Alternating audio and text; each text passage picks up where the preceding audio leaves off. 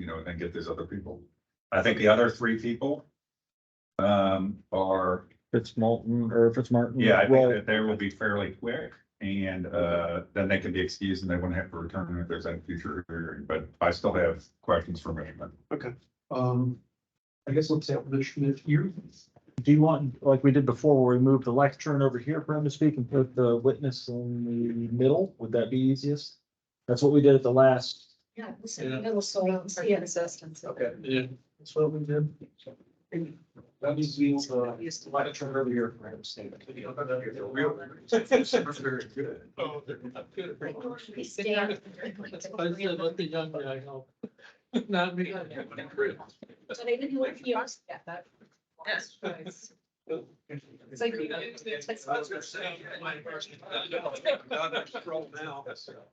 Someday we'll have. It is. All right. Work now, right? Put the chair there.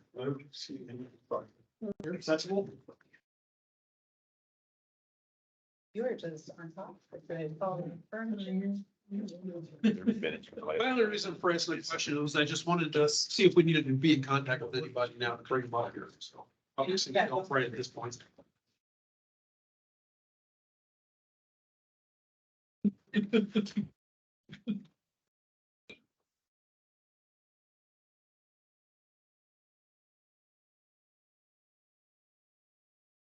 And I printed out copies of my new exhibits. I don't know if you did also, or When you say new exhibits, I love it. I the mean, exhibits I submitted for, it's labeled A through J or whatever. are those the ones that were originally a part of? No, there were a set from 5-4, and there's a set for the witnesses for this hearing. That I provided you like the day before he provided it, so that it's so like on this week. Yeah, so the day before he I provided. have it. not printed those out at this point, no. I'm, okay, no. Okay, well, here they are. Do we need them right now for Ms. Schmidt, or should we just wait Yes. until the, Yeah, so I want to have you guys to have them, so we're not dealing with. okay. And you should have the ones that I previously, I did not reprint those. Yeah.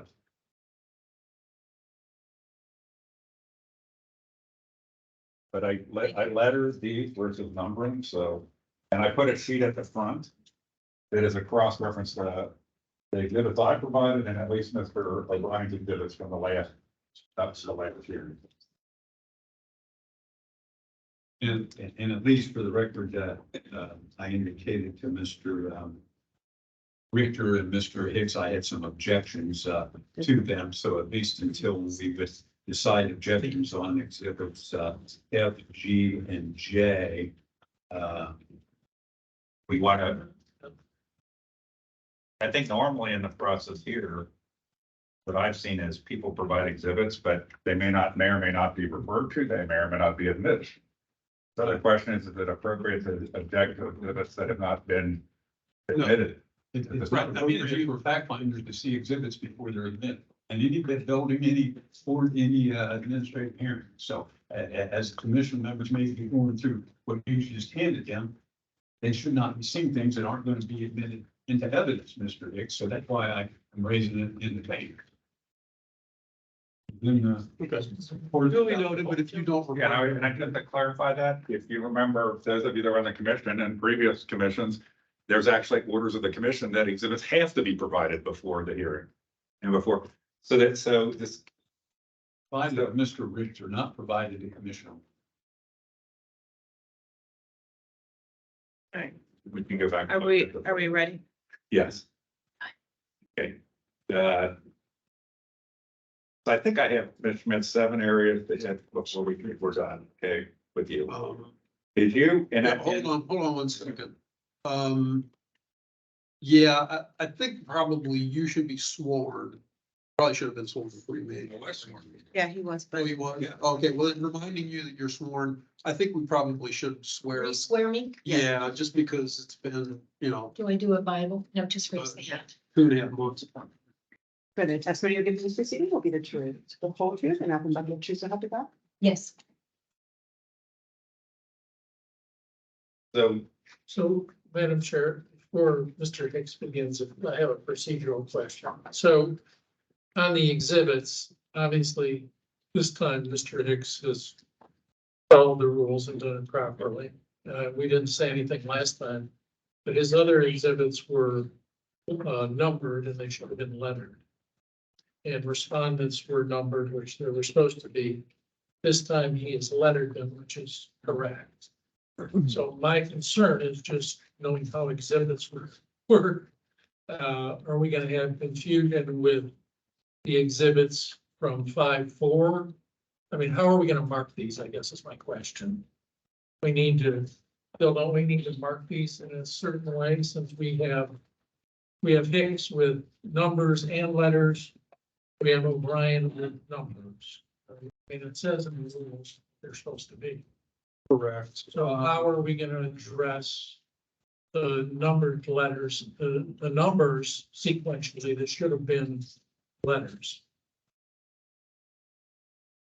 Well, first off, are you only using the quote newer? No, I'll use both, You're- but I just point out, it also says in your rules that you can't have a hearing on a motion unless it was served 7 days before the hearing. So I don't, with respect of Mr. Hartman, who I'm not a fan of, he brings up that the rules are very selectively applied. So That's not my question. My question is procedural. So I just pointed out that they should have been lettered. You know that, obviously, or you wouldn't have done it here.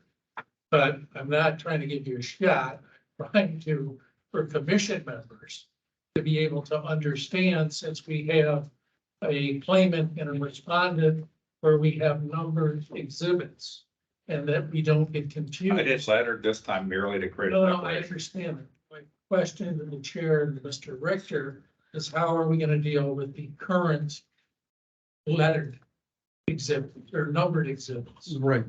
So you don't confuse them with Mr. O'Brien's exhibits. That's fine. Right.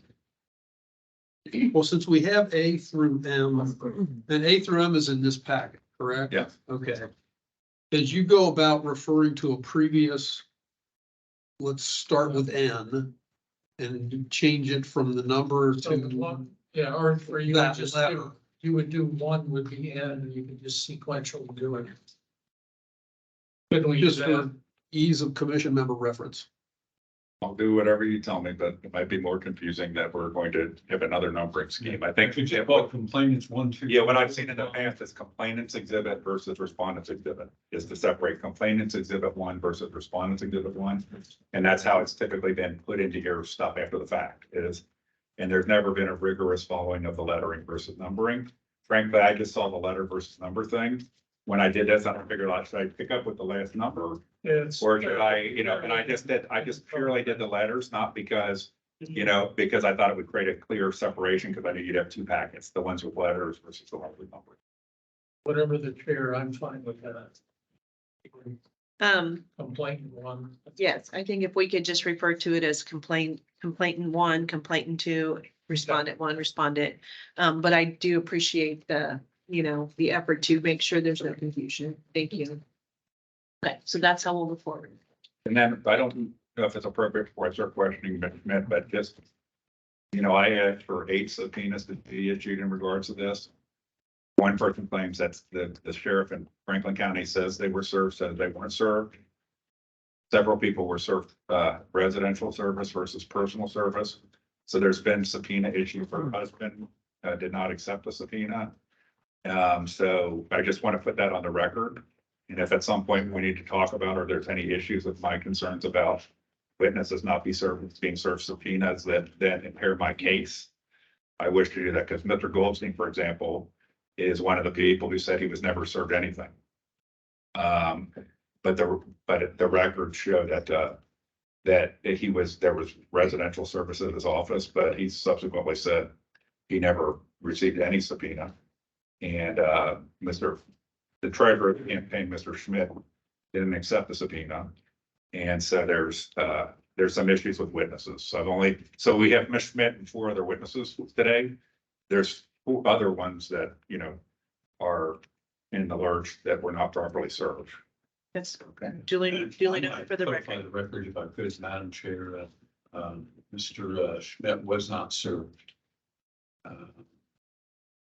If that's the fact, whether or not he quote, didn't accept service would suggest that he was approached, sought to be served, and was, if he's not home, then the sheriff's office knocks on the door and there's no answer. He's not quote, refusing service. He just hasn't been served. That's been noted for the record as well then. Thank you. So we're ready. So Mr. Mayor, I have 7 things I wanted to just follow up on. Our wrap up from the last testimony. And then as we go, I might make reference to things that you said, and if necessary, I'm prepared. I have there a speaker and the video and so forth that we can play back if there's any question. If you feel like I in any way misrepresent something you said in your prior sworn testimony. You talked about in your prior sworn testimony, you talked about that you did a significant amount of door knocking yourself. Is that a correct statement? You did a lot of door knocking yourself. How did you determine the routes to door knock? And was anybody else consulted on the routes that you were using to door knock? I started with my township. When I finished my township, I went to Union Township. And my sister helped me with the various other townships. So the question I asked was, did you coordinate with anybody else to determine kind of where to go? What, because typically if you run a campaign and you're door knocking, I need to make sure that you don't door knock the same neighborhood I door knock. So you need to compare notes with other people that might be door knocking, like you and your sister, for example. Yeah. You're not going to go knock the same doors. Other than you and your sister, did you talk to anybody else about door knocking? Or routes for door knocking is really my question, about routes for door walk. When we had other volunteers that showed up, then yes, we decided where they were gonna go. But I did almost all of the door knocking myself, and I said that in the last testimony. Okay. I worked every single day from sun up to sundown, door knocking on door after door after door. It has a history that I've had my entire life. So you said other than when volunteers showed up, was there somebody, that kept a record of what neighborhoods had been door knocked and which ones had not? I did, Okay, anybody else? I have no idea. Okay, so you did all of your volunteer coordination on where they should go knock and so forth.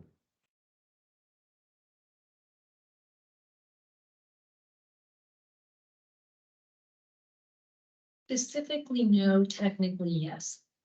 Explain what that means. Specifically, no, technically, yes. If people are gonna come and door knock for you, you generally give them an area. Whatever area they covered, whether they knocked on those specific doors, how they knocked on those doors, I don't know. I didn't keep records of what other people may have done as a volunteer. I only kept my own records. So I guess that didn't really address the question I asked. I don't think is that. So I'll get to the question, but let's say that I said I wanted to be a volunteer for you. And I live in Union Township, P1P, and K is right now, Union Township K is right next to me. Obviously, you can't tell if I said I was going to go door knock for you, if I actually did or not. But if I volunteered and said, I want to door knock for you, typical campaign, you would have, well, I'm going to assign you to go knock here. Somebody would be keeping an integrated record of where has been knocked and where hasn't. And so my question to you was, did you keep that integrated record or did somebody else or more than one person keep that integrated record on who had door knocked where, or who had at least been deployed to door knock where? If people who helped me kept records or not. If you said you were gonna go to your township, you said you were gonna go to the polo fields, I'd mark it off as done. So just for sake of the commission's understanding, Polo Fields is a multi-precinct neighborhood in the area of her district and where I live close by. So there's actually, I think, 2 or 3 precincts in Polo Field. Right. It's a very big neighborhood. And so most politicians in a campaign think of precincts and who's walking which precincts. So I'm still a little unclear on when volunteers came forward, who was giving them direction on what neighborhoods to go knock And keeping a record of whether those neighborhoods had already been knocked or not, or reported to be knocked or not. There were weekends where people came and volunteered. We met in a parking lot. They went somewhere, I went somewhere else. I have no idea how many doors they knocked. I know the areas that they were supposed to knock, and because of the expanded area that I had to do and COVID coming in and stopping it, I'm not sure whether they completed their assignments or not. So no, I didn't follow up and say, hey, how many doors did you do? But yeah, there were deployments that came on weekends, usually on a Saturday, and I've been part of those deployments for other candidates. Where you get together, you meet in a parking lot, I go here, you go there, you go there. I'm kind of confused because so I just want clarity. In politics, that's typically, you go to precinct P1P, you go to precinct K, you go to precinct J, not just these general, you go to polo fields, or you go to here. Were you the sole, or who was keeping track of what precincts have been knocked? And was there anybody other than you doing that? Can't speak for the way Mr. Hicks does door knocking. I can only speak for the way that I do door knocking. I keep records of the doors that I knock on. I don't check up on volunteers and what they do. Was Luke Householder a volunteer?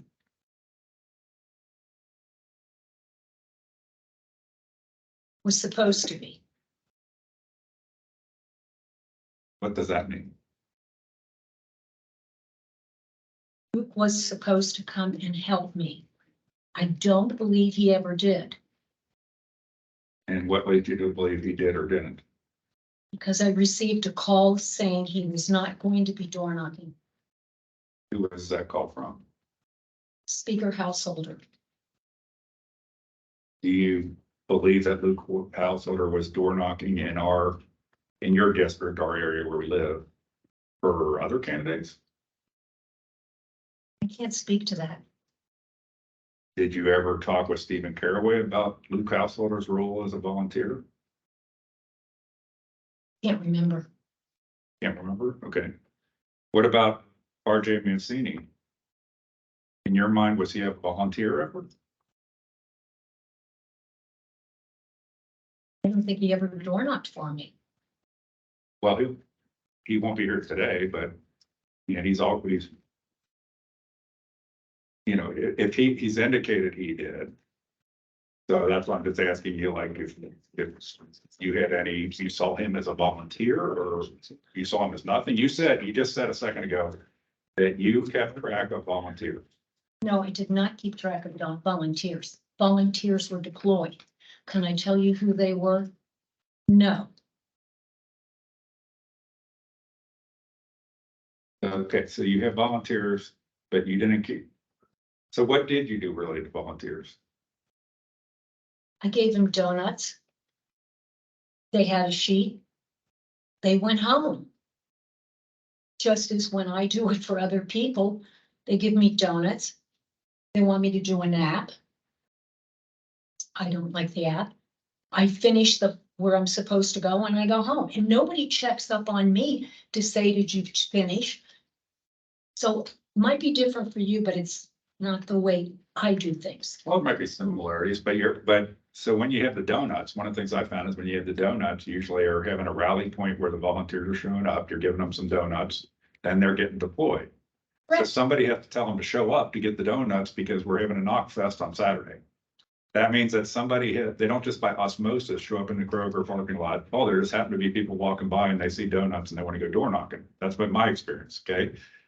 Somebody has to coordinate that, to put out the word, to contact people. When it's as you well know, if it's a sitting rep, or an endorsed candidate for staff of reps to come and have a Saturday door knock campaign. So that's, Can we just kind of keep it to questions, please?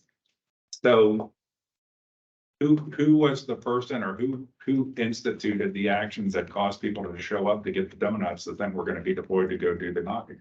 I can't answer that. I don't know. So you don't know? No. So what do you think? How did you know where to set up the donuts then?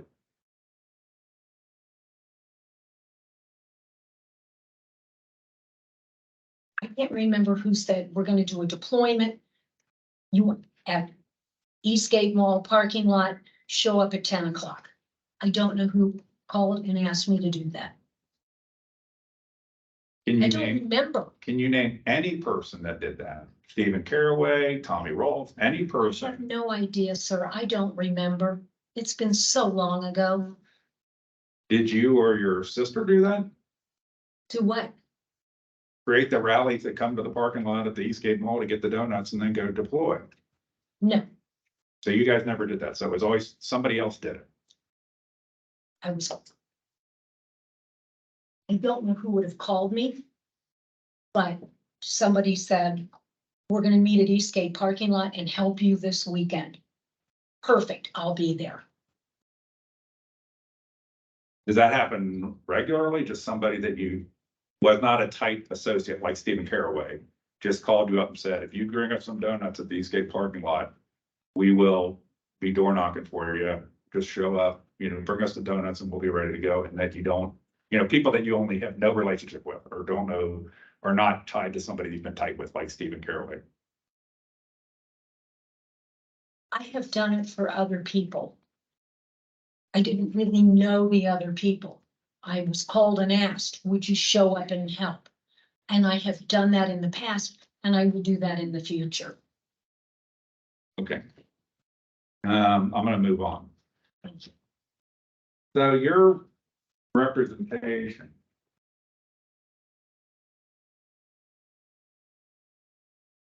Your representation, and I read it during our hearing, was at 2 hours, 14 minutes and 50 seconds of the last one I'm glad to play. Now, I had prior conversations with Mr. Katz on how to do this long before my husband sent the email, which I believe was on January of 2022 that your husband sent the email. And I could read on here.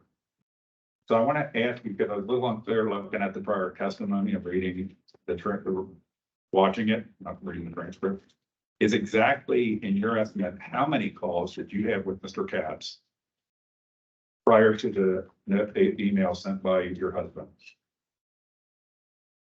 I don't know.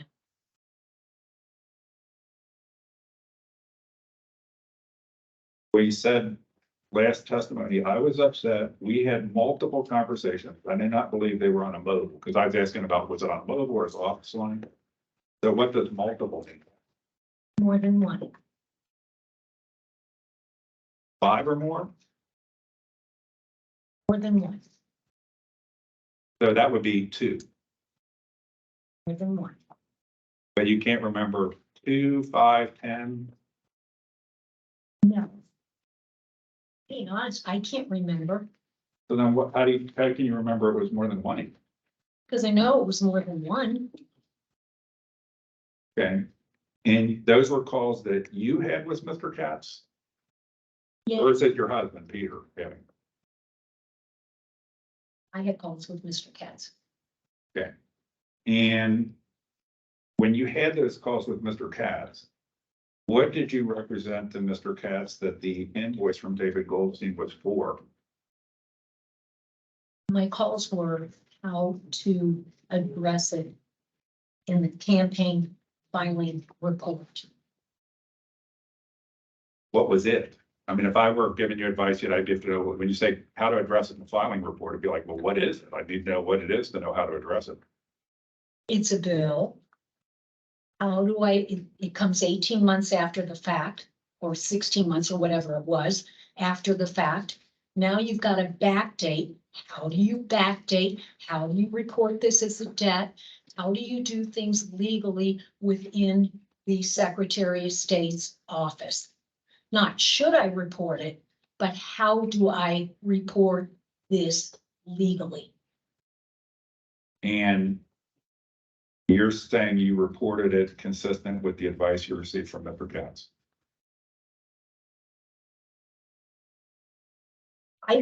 We reported it consistently with what we were told by the Secretary of State's office.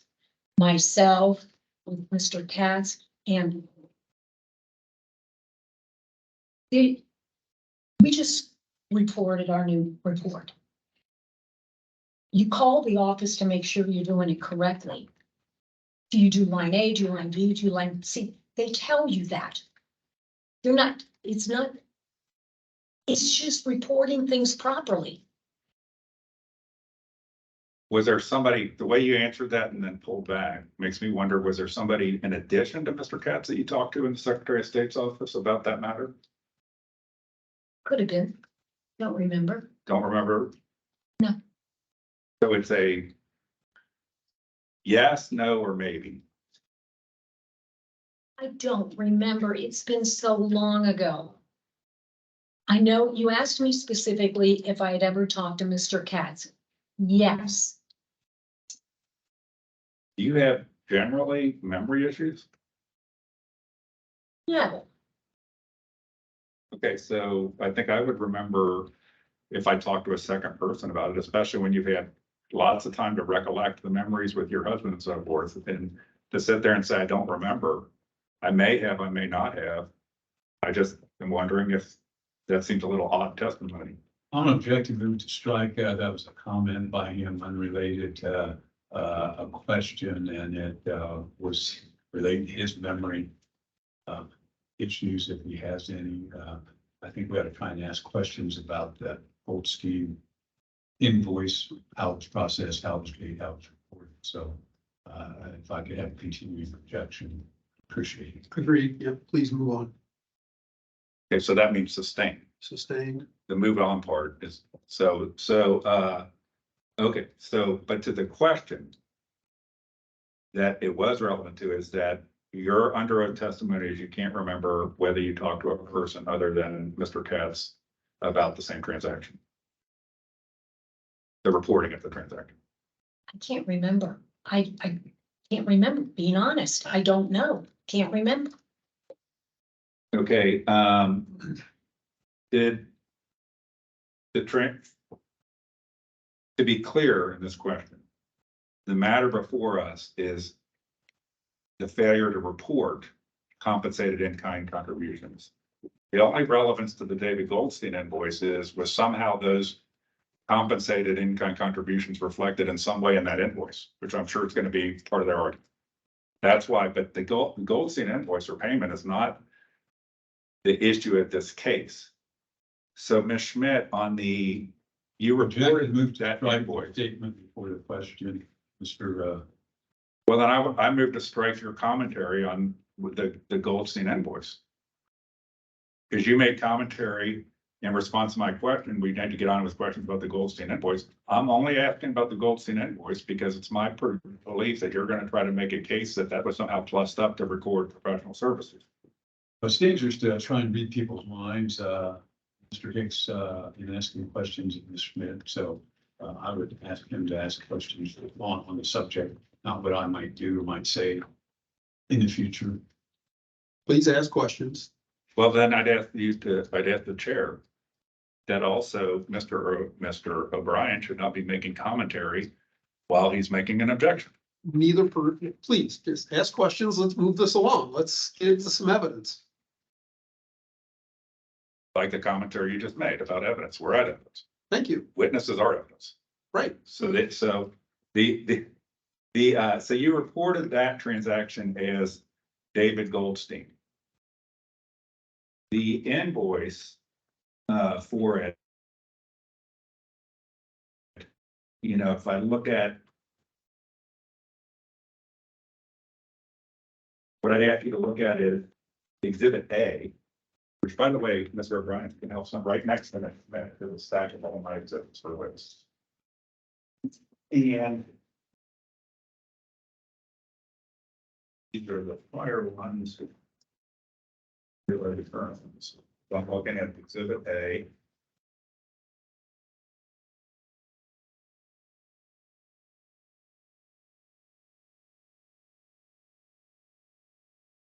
So in the second page of Exhibit A is the actual invoice that was disputed.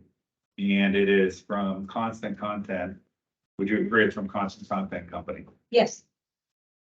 So the collection agent was David Goldstein, correct? Yes.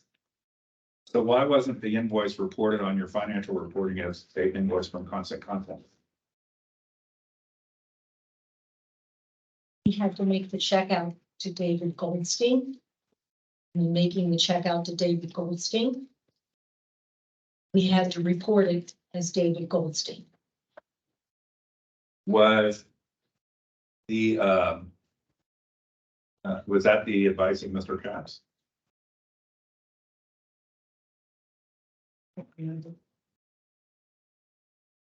So that particular invoice, which is the second page of Exhibit A, is for $39,122. Yes, Could you walk through each of those line items and tell me what you believe those were invoices for, that invoice was for?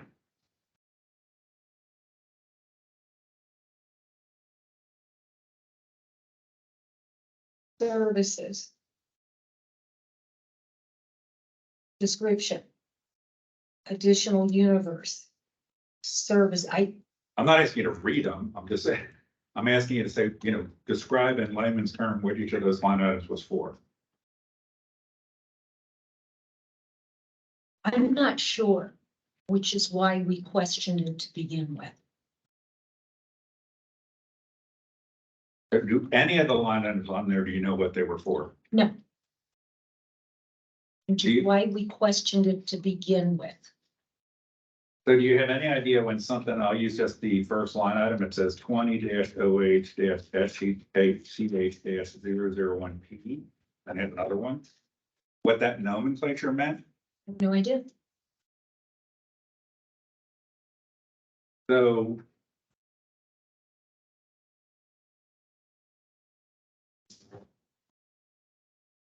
Bear with me.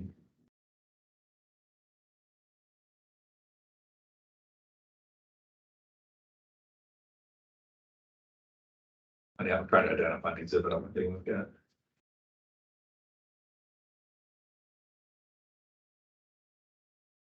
Okay, so.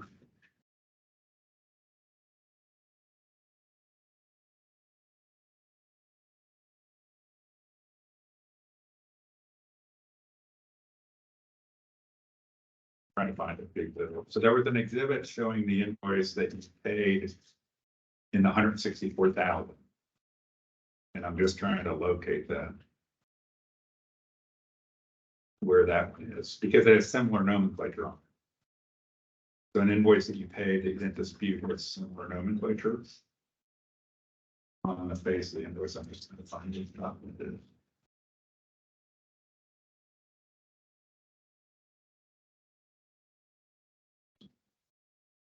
But your testimony, you don't recognize that No, nomenclature. I don't.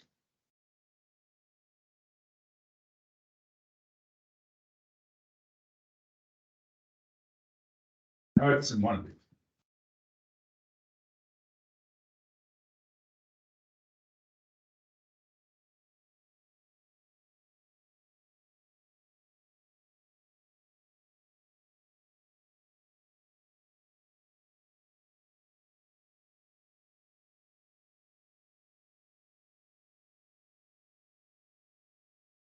We were bringing this, I'm not trying to find it, but if I told you, It's in your exhibit C, the second page 6 of documents with the. no, I'm talking about the prior. So remember in this matter, there was an invoice that was paid for $164,000. It was also from Constant Content. And then this came up afterwards as an unpaid portion of services. That prior invoice, which I apologize to the commissioners, I'm having trouble locating what exhibit it is. That prior invoice was in one of these exhibits. And it had similar nomenclature, so I wanted to, for describing things, so I can come back to that or on redirect, come back to. Exhibit 6 has the check and exhibit 4, I believe, is the invoice you're looking for. Exhibit for my originals, thank you.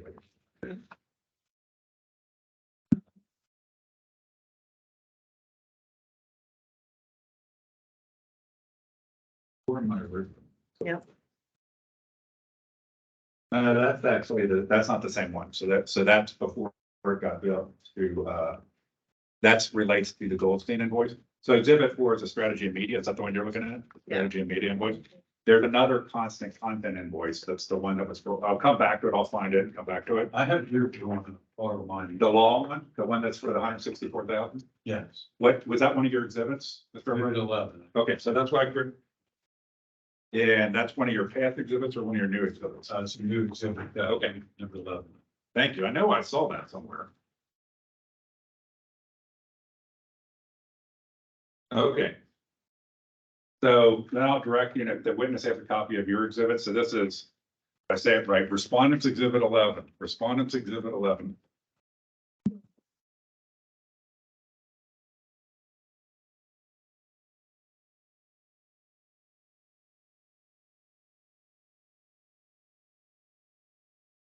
So this is, a different, this is the invoice that you would acknowledge that you paid, recognized and paid Yes, originally, okay, your original campaign or in one of the Yes. reports along the way. And so, would you, so there's, the use of the nomenclature SCH-002 is similar, but a lot of it's dissimilar, like where it says photo shoot and things like that. It's very different than the other invoice stuff. Do you recognize the nomenclature on this invoice?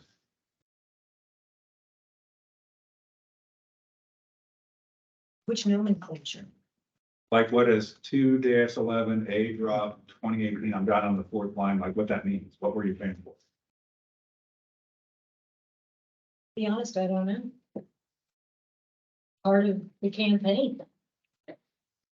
But you did not object to this invoice in any form? Did you object to this invoice in any form? No, Do you think your husband knows what each of those line items was? no, So why would you, excuse me, but why would you get one invoice from Constant Content and pay it without objection and not knowing what the line items are?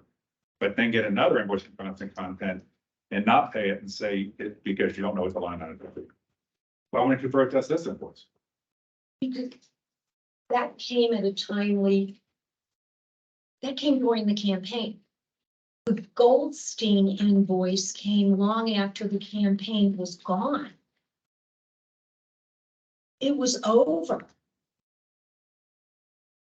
Suddenly, over a year later, you get a bill from a collection company. Wouldn't you question it? So when did you, I'm looking at another exhibit I'm looking for. When did you recognize and pay that $164,000 invoice? When did I pay it? When did you recognize that obligation? On what campaign finance report? When we received it in the mail, we recognized it as an obligation. My question was on what campaign finance report did you recognize that obligation? No, whatever one we filed it under.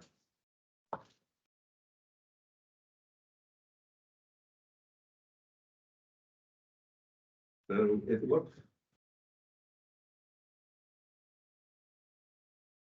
So the check, the $100,000 check was dated April 2, 2020, Yes, and that's in Exhibit 6. Complainant Exhibit 6 from the first round. So you received that invoice on or about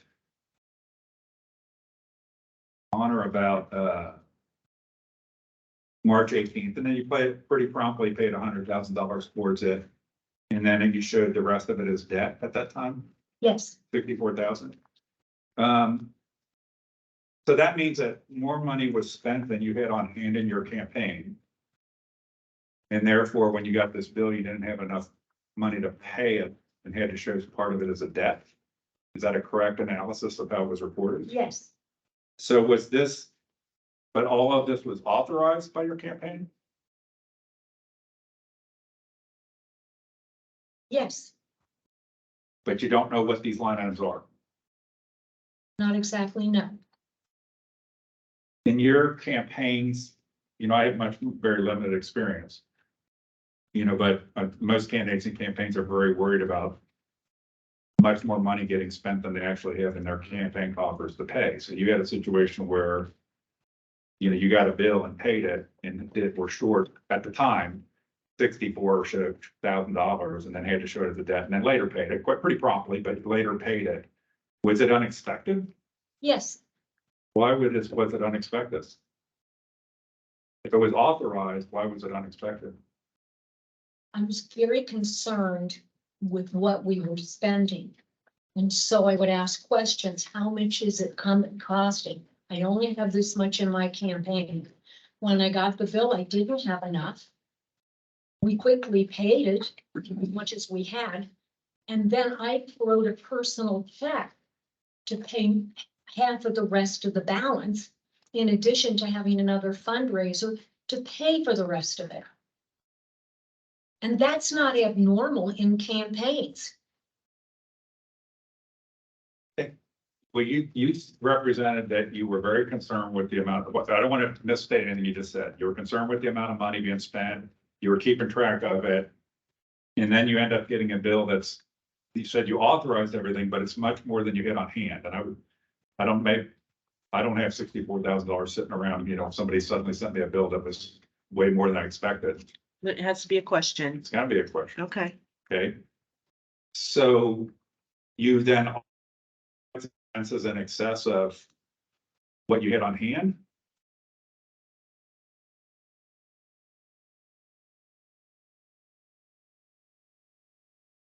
I can't comment to that question in that format of a yes or a no. I authorized for expenses, but I didn't know what the amount was going to be. I don't think you can quantify what the amount is going to be. I knew I had an obligation to pay it, and I paid it. So I'm not, I've not been The involved. question is, did I pay the bill? I paid the bill. Now, the question is that you said that the Goldstein invoice, you disputed and was not, but this invoice also had an amount that was much more than you expected. But then you said you authorized everything. So my question is, was it generally a very loose and sloppy financial management of the campaign? No, But you were stunned by surprise, I don't want the words in your mouth, by the amount. Okay. If I made the assertion to you, Ms. Schmidt, that the difference, one of the key differences between the first and second invoices, the first invoice is predominantly dealing with television and media work, and the second one is predominantly dealing with mailers and postcards. Would you agree or disagree with that assertion? can't comment. Well, you can look at the invoice. What? Mr. Hicks, the question is, did I pay the bill? I paid the bill. The second bill comes in a year plus later. So Why wouldn't I question that bill? But my question wasn't that. My question was, would you agree that the first invoice was predominantly media activity and the second invoice appears to be predominantly mailer and postcard activity? Not exclusively, not entirely, but one is predominantly media, television, cable buy, and the other one is predominantly mailers and postcards. Not exclusively, because there's some postcards on here. Would you?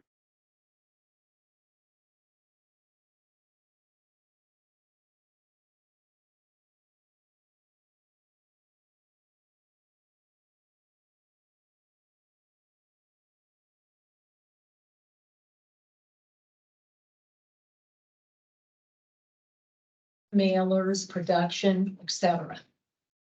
How many mailers did you do during your campaign?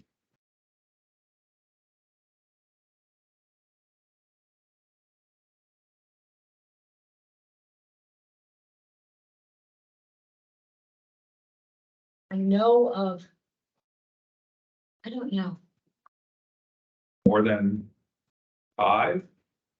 Less than 5? I don't remember, I don't know. You don't even know generally?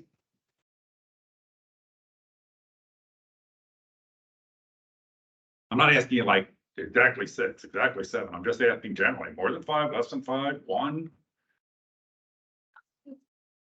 Around 5, I don't know. I don't want you to just make up a number because I said I want you to 5. make up a number, more than one, More than 1 mailer. yes. Um. Did you ever? Talk to Steve, well, in your prior testimony. You stated that you never, and we can play back, if you're, that you did not talk to Stephen Caraway about, for example, whether he was properly reported as an in-kind compensated, you said at the time, and I could read it, I could play it. You said at the time that you didn't talk to him about that. Instead, you hired an attorney, and that's what your course was. Since there was a complaint, you hired an attorney and you did not talk. I hired an attorney for what? Because there was a complaint here. I asked the question in a prior testimony. Did you ever talk to Stephen Caraway about whether he had been properly reported, whether he compensated, was he properly reported? And your answer at the time, and I can read it back and I can play it back, was, I'm not quoting it right now, but I can if we want, to the effect of, no, I never talked to Stephen Caraway. But I instead hired an attorney because since it was a complaint, you wanted an attorney to handle. I'm not judging that. I'm just I'm just replaying that because my ultimate question too is, I'm telling you what your prior testimony was, but would you say that you never talked to Stephen Caraway about whether he had been compensated and whether he had been properly reflected on a campaign finance report? Objection, it's not directed to a particular point in time. You may well talk to you today about it, and that will be covered by your question. Yes, so I'd ask you to limit it, or the chair to limit it to at what point in time the conversation either happened or allegedly happened. Or didn't happen. Sustain, can you Okay, clarify? so again, I'll ask the question the same way and then see if you want to sustain it as at any point in time. Okay, did you talk to Stephen Caraway or ask Stephen Caraway about whether he had been compensated working for your campaigns and properly reflected in any reporting? At any point in time, including, I guess, today.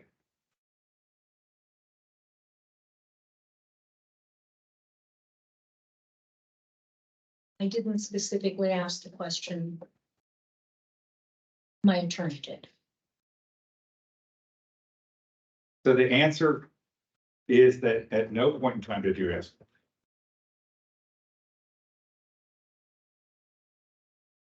I don't believe I did ever, no.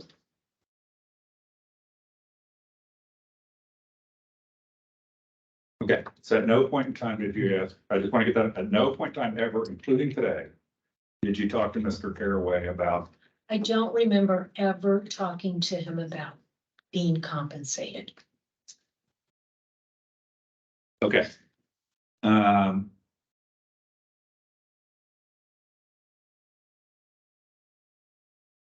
You mentioned casually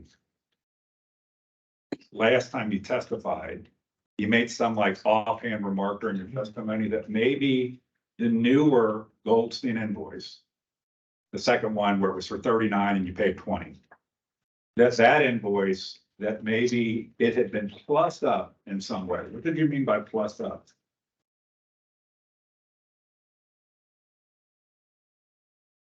Not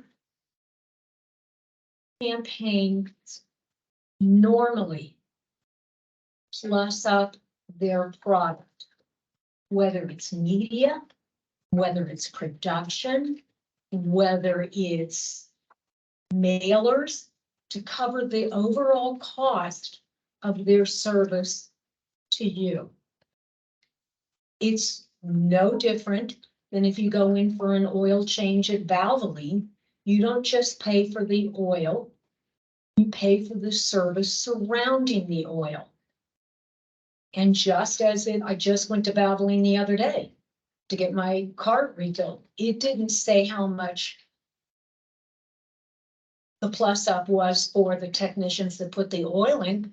It just said it was a $50 plus bill, which I paid. Oil change, $50 or what plus tax. That's normal in campaigns. So do you associate the term plus up with profit margin? If you Probably. describe Valvoline oil, and that would be called a profit margin. They have a profit margin built into the product or service they offer. plus up profit margin would be similar. So I just want to get at, there's a difference between a vendor like a printer, and then I'll get to the question. Who has a profit margin built into their printing services versus somebody, you know, when I heard you say plus up, I interpreted it as like, well, I'm gonna take some other unrelated expense and somehow bury it in this invoice. When you said plus up, were you referring to a belief that there was a expense other than the vendor's, you know, profit margin that somehow had been incorporated into that invoice?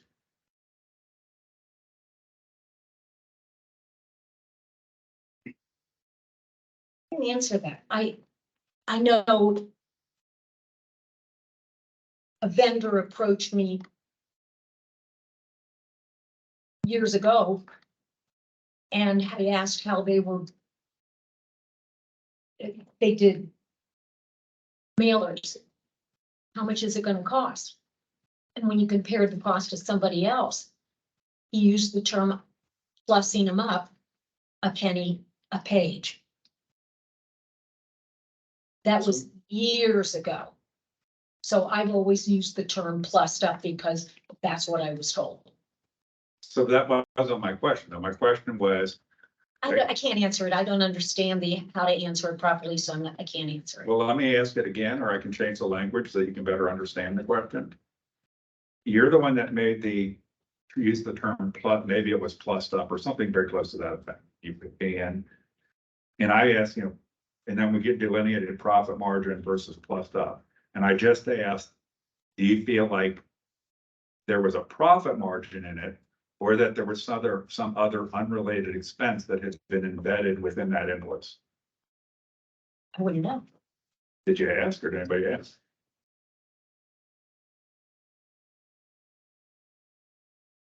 No, I didn't ask. So I want to direct you and the commission to look at complainant exhibit C. We're gonna look at, and then if you, it's not like I said, so I want to, you can put these back because I'm making something. But that's one's right behind you, A is, in case that comes up again, but here's C.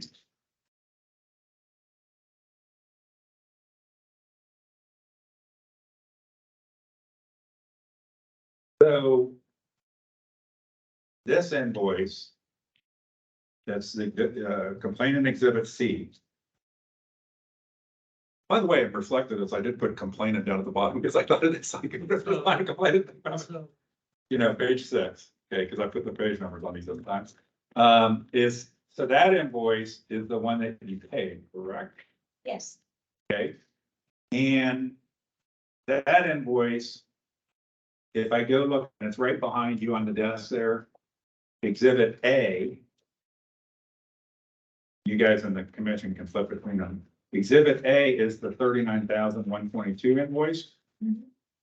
And then it was, and exhibit B is 20,260, but exhibit B is not, for example, knock 60% off everything or put a reduction at the bottom of the invoice.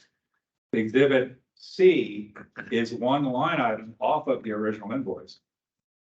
Was that an admission that that line item was valid, but the other line items were not?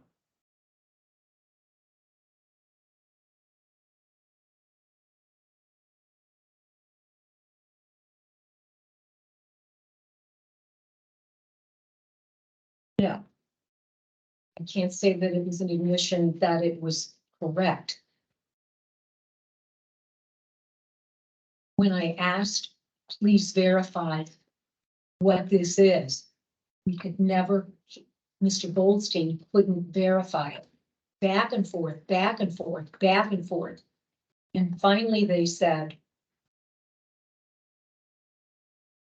what about this amount? And I said, what it was for a couple, I don't even know what it was for. It's been so long ago, but I would like to point out to the matter, the question that you asked, why did I make the check payable to David Goldstein? Because it says make the check payable to Mr. David Goldstein. So, You asked prior, why did I make the check out to Mr. Goldstein? And it said because to make it out to Mr. Goldstein. we agreed on the amount. I wanted to get the issue resolved.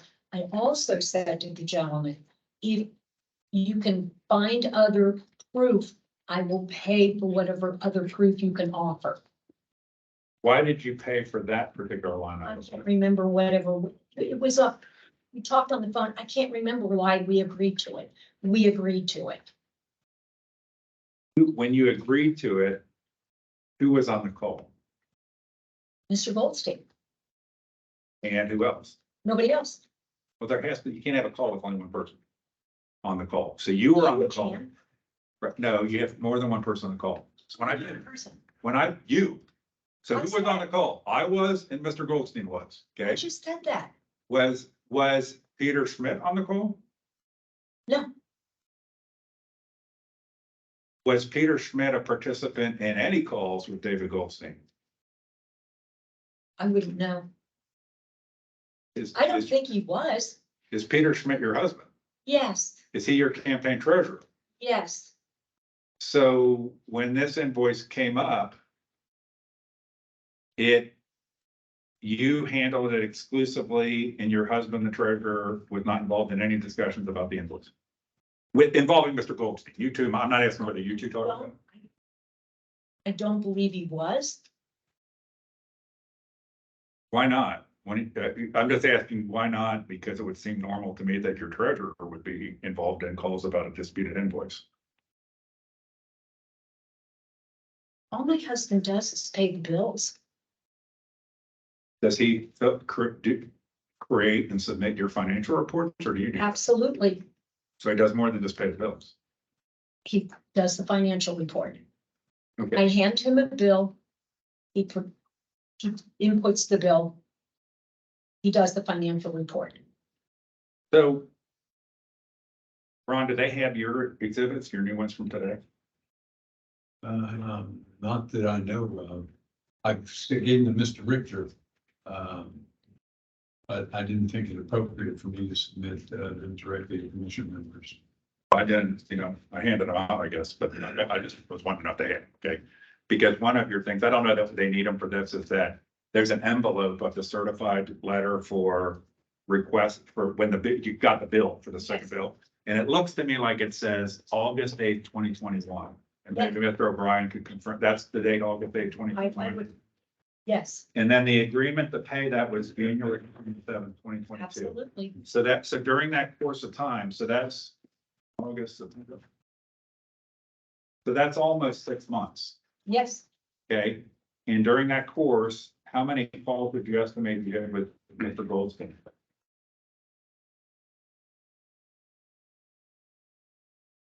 as soon as we got the bill. I got the bill, I shouldn't say Peter. I got the bill.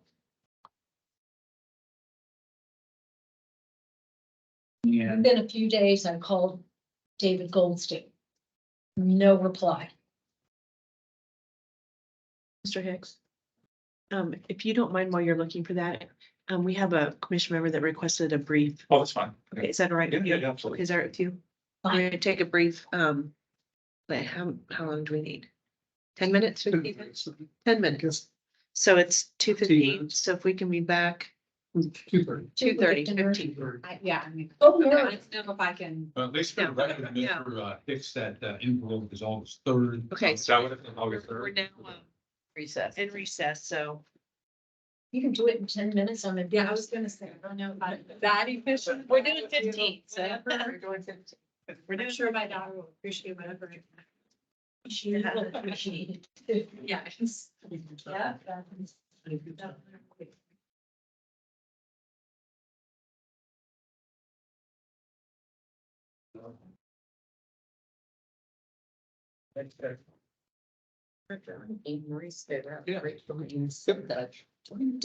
I'm right, I got here late, so I didn't. You're welcome to do so. But I, if you You don't don't need me need to, to, but- okay, oh, if you don't need me to, that's, I just didn't want to break any rules. No. So, Okay, okay, so Mr. Seacraft's here too, which I do. Yep. People wait. appreciate it. Thank you. If you want me to, when she gets done, if you want to do Mr. Seacrest first, the other two, because if somebody's actually here. The other ones doesn't matter to me, the order doesn't matter on the That other. would be incredible. Yeah, the order doesn't matter on the other ones.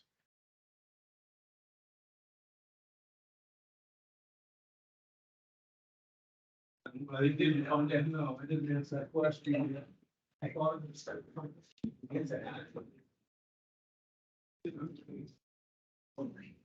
I'll follow you on that.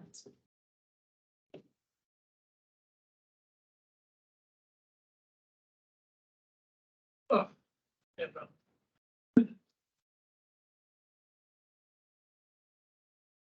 You're going. When are you leaving for Pittsburgh? Only, we're just leaving Saturday morning.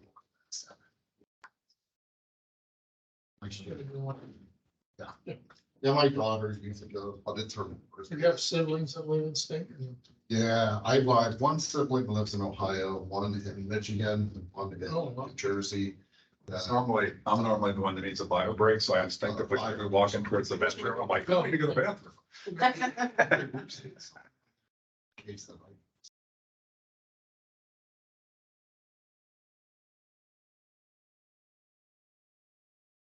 Yeah. No, so we're going, I gotta get home tonight. I have Brian, 4 turkey breast, Oh, wow. get up tomorrow morning, smoke them. Well, that's good. So, I'm in charge of 21 pounds of you're not. turkey.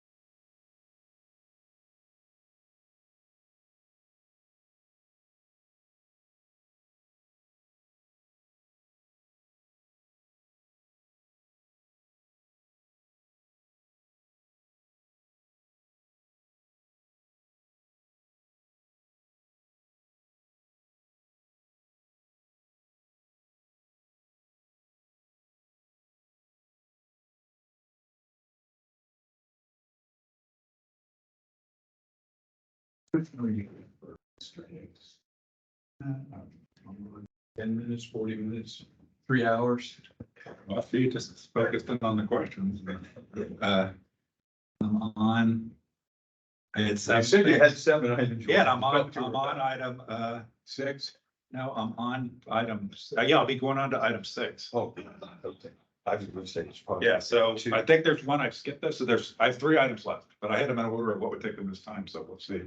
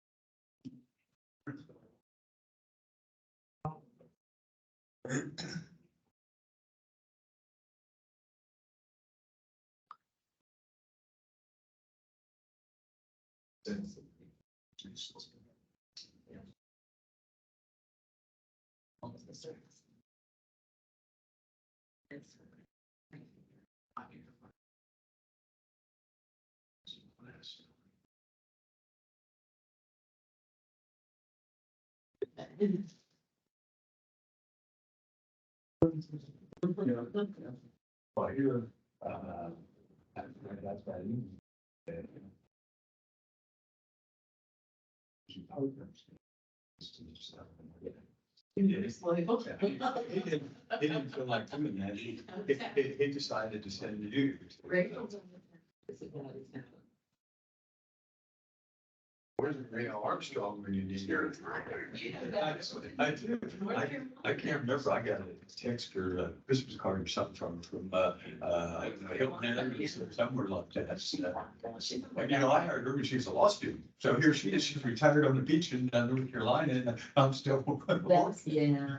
She retired early. Yeah, I thought she did too. I thought I was younger than that.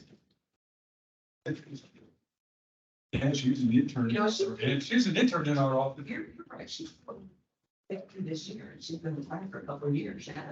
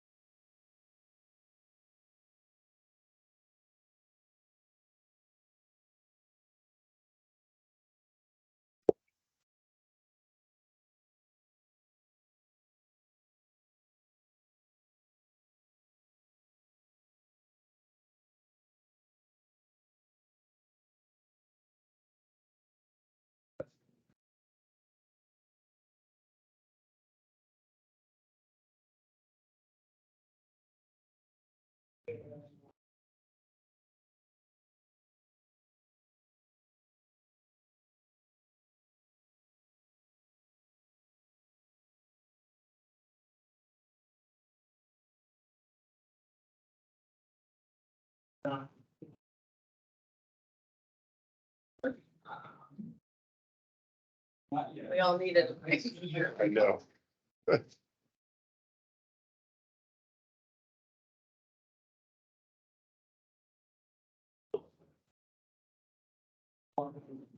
Yeah, that broccoli and cheddar soup, I think it kind of made me dry. There you go. Did a sandwich instead of the soup. I do respect the drag.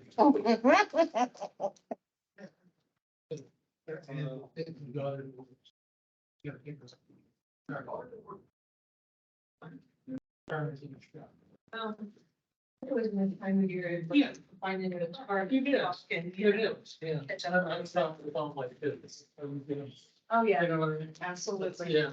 It's my oldest son and I don't, I mean, he's such a, like a curmudgeon, but he and I drove to Florida when we went in May. We just had the best time. Yeah. Everybody else? Yeah, no, I agree. It's just that Good time for parents. We need some time to get there, Thursday, particularly at 5 o'clock, because there's rush hour. Thursday is my day to do things and, I was paying attention to it. It's being scheduled. Totally understand. Prints out the your computer, and I saw that. That was really good for my wife.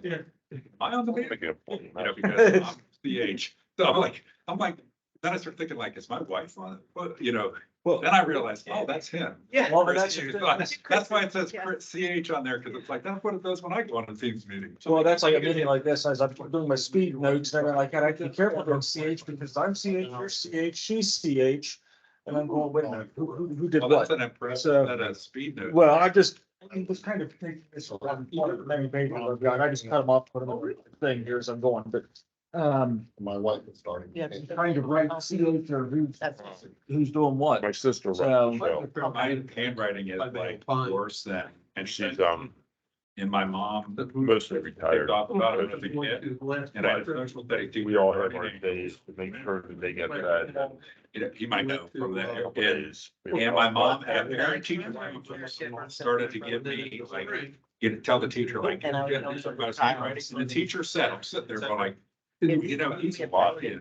And his mind is going so quick. I understand why he's writing it so sloppy, but I got totally off the hook. Yeah, it was. It was. And the answer is, I fooled that teacher. You know, Right. she thought it, and it's like, Thank oh my God, the teacher just legitimized my bad handwriting. It's purely the result of lazy. It'll work. Yeah. Or now I write in my. I think it rained. So, That nobody can read it. other than me. You're bored, correct? and we don't have that situation. We just have a situation where they need help and I'm sure that there's food on the table, making sure. Right.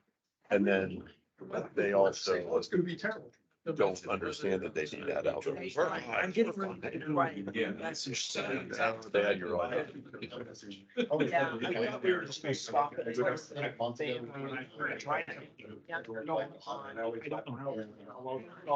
Yeah. So I'm getting ready to see. I've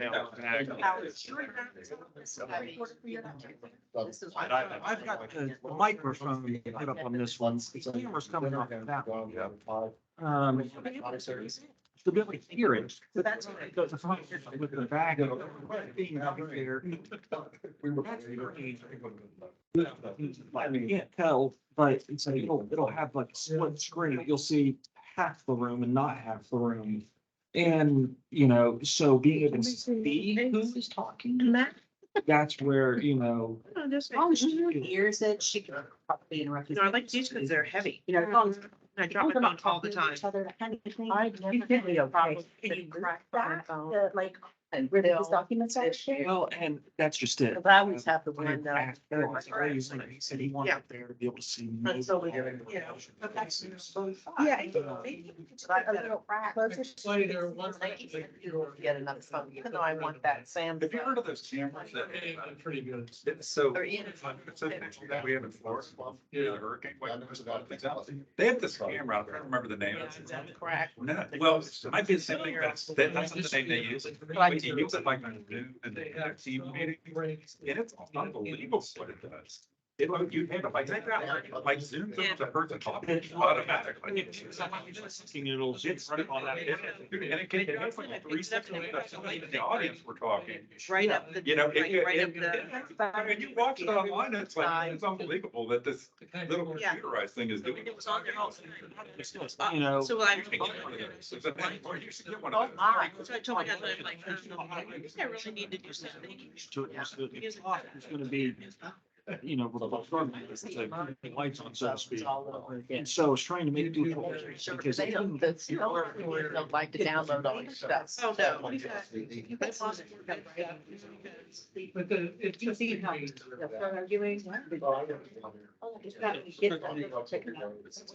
It's amazing, because it'll have like, it actually has like split screens with multiple screens. It must have multiple cameras. Right. I think they call it Al, it's an Al or something, it's like some animal. But because, you know.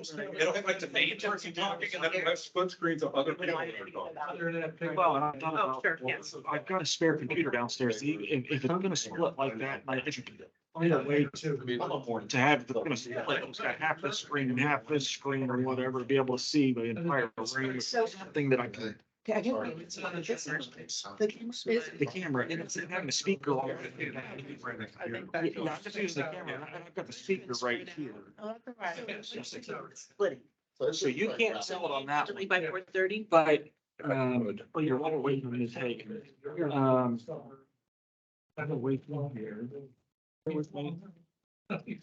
I'll pull up What are you eating? a, M&Ms. Oh, We have extra. you can see what I'm talking about. Then an auto BD brings. Yeah. I need to start, do I need to go out and buy a pack? Yeah. Big package and have it July 20th. Okay. And I love Smarties. Yeah, case in I point. got my election going on my food right now. So like her last week. The big screen this time, pre-one DG was on Okay, the commission. I think I. We had those throughout. She may have actually brought some of them. Really? Yeah, and we always had them in the plant. Because they're all, I've got I'm trying to remember. money or whatever. Yeah. On. Even though we You we don't want to but be. you can't see anybody around here.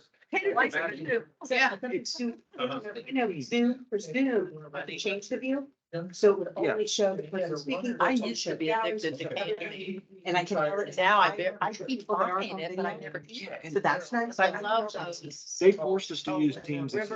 State uses Teams that you need to use. It's called Bear Claws. That's why I, oh. Charleston, South Carolina, you know, Like this big. Listening. Otherwise she's gonna have to stop. And who's talking? Who's this? Who's this? Like a giant Who's- Because I can't see anything. I can hear. That'll fill you up It's like. and give you a headache. Normal meeting, like, nobody in test considerations, you can tell it's just still rating things off. We're watching. It's unanimous, okay, on to the next one. I'm stressed out. I've been high stress last, since I hit his head. I bet, I must have caught them. Michael I Fremont. think I'm waiting for you to just go back to normal. Years in and he did the big 5K May of this year. Williams. So sorry, I have to leave it. Yeah, you went back. And then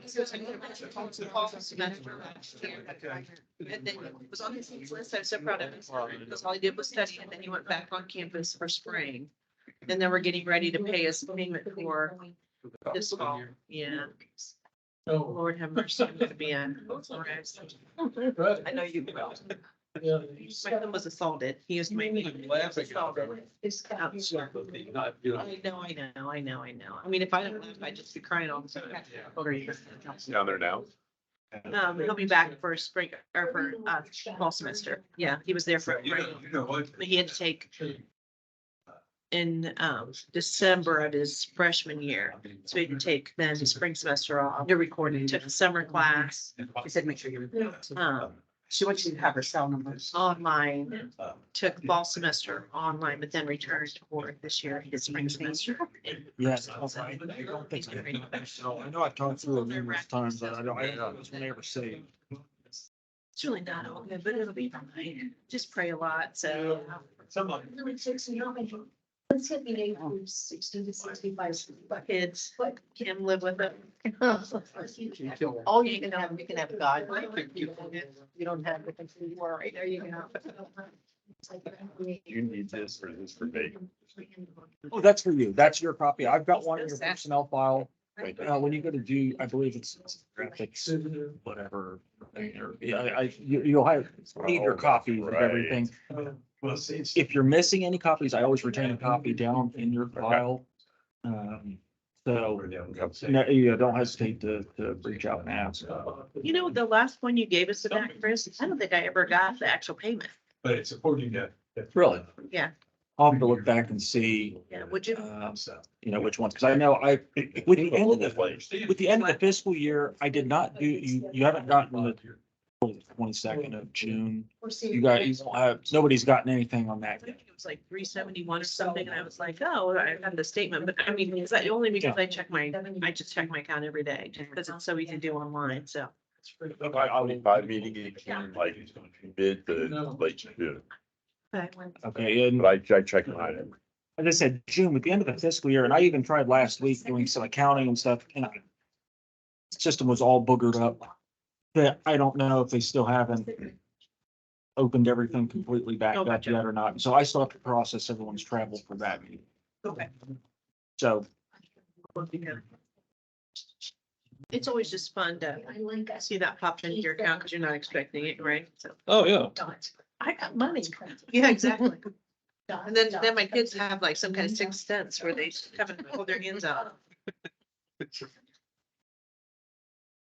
My oldest son has had 2 interviews. Oh, recently, so I'm like, I've got her get, number in there. like, good job, get on the insurance. and stuff. Yeah. I forwarded our office number to my son, so she calls our office. No, he graduated in May of last year. Yes. So- Yeah. So, yeah. The ever popular political science degree that gets you what? But you went to law school, he doesn't want to go to law school. But I didn't go to law school until. I just forced. He can still do it, do it. Yeah. Okay, it's 2:37 and we're gonna call the meeting back into order so that we can get moving on these things. So we're back in session. Thank you. Per Mr. O'Brien's statement, you guys might not have this, but the date on the envelope is 3rd of August, 2021. Correct. For that other invoice. Okay. So I want to direct the commission to client, complainants exhibit number 5. Complainants exhibit number 5. I'm only going to make very tangential reference to it, so that if you don't see it, I don't think it matters, but. And I would encourage, Mr. Smith, let me keep these organized, but that have it, complainants exhibit number 5.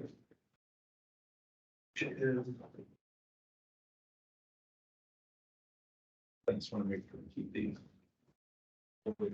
Finance exhibit number 5 is here. So if you would flip to not the last page of that, but does that have page numbers on the bottom of it? Like in bluish color? Okay, so I think it would be page 25, which is the signature page. Complainant exhibit number 5, which is the original complaint that I filed. And complainant's exhibit number 5. And the, so what's the date on there as to when this was notarized? Madam Chair, if I may, I'm not following. the- Yeah, I'm not sure either, Mr. Hicks, where he's on. Exhibit 5 I have is, Is a, Tommy Roll. it's an email from Tom Groff. That's not So exhibit. you're looking at the sub exhibits, so they're within the exhibits, there were exhibits, so complainant, so you're looking at an exhibit within an exhibit. Are you on the? So the number? one on, the one Mr. that, Hicks, are you on the numbers or the letter? the numbers, I don't even have the numbers. That was my. In your point about- yeah, it's from the last hearing, it's from, From the last it's from the hearing of the, it's from the last, you should have them from the past hearing. I have, They're in your book, or whatever she said. Yeah. but I'm still not where you're at, so. So let's get Oh, I there. see what you're saying. Yeah, it's in the book. It's not, Yeah, that is. And because of the confusion that it could have, I put hearing document below the 5 on this one. So you're gonna be confused with sub exhibits within exhibits that have numbers on it. oh, there it is. Yes, we really need a third method, like numbers, Roman numerals, whatever, so that you could have smiling emojis. But I put, so it's complainant exhibit number 5. I put the word hearing document below it in blue, just to differentiate it from some of these have Thank exhibits. you. I have- Okay, so- And then it should, the set that I gave out, not the ones that Mr. Richter had page numbers, but so it was my page 25, what I handed out, but page 2, but Mr., how do you say, Wilkie? Held it up. It's the one with the signature on it. See my signature? Okay, so, but he's in the right place. Everybody in the right place. I think so. Thank you. Okay, so, all right. Mr. Schmidt, are you in the right place? Yep, I think she has the right one. Yeah, the ones I handed her were all stapled separately and I handed her just the right exhibits. Okay, and I think even yours is single sided, not double sided. So at the bottom of that, if you're on the right page, Mr. Schmidt, and we'll know by your answer to this question, I guess is, what's the date of the notary of this? June 8th, 2021. Okay, if I told you that I, on that date, mailed copies of this, email copies of this to both you and your husband, because we deal with each other in the political system, would you have any reason to dispute that? I blocked you, so I wouldn't have gotten it. Okay, so your assertion is that back on June 8th, 2021, at that point in time, you had blocked me and not received any emails from me since, at least as of that date. I don't know if that was the date you blocked me, but forward from there, you've never received or replied to an email. Because if you replied to an email, it would be confusing that you had blocked me. I have blocked you. I don't know when I blocked you. I don't remember getting this, but. You don't remember getting the complaint? This is the complaint that got filed with the Ohio Elections Commission that we're here. The person dealt with it, you emailed it to her, not Yeah. whether she got the complaint sent by. I got the complaint, yes. Okay. So, okay, so that, and then you wouldn't know whether your husband, your contention is that you wouldn't have received it because you had blocked me. Do you believe your husband's blocked me also? I have no idea. So, okay. Can I, Wait for the question. and I don't know the appropriate way, so I can be objected to, whatever, but I would be interested in when was this exactly served? Because, you know, I say I emailed it to her at the time I sent it in, but then you would have actually served it, Mr. Richter. And what date was it served?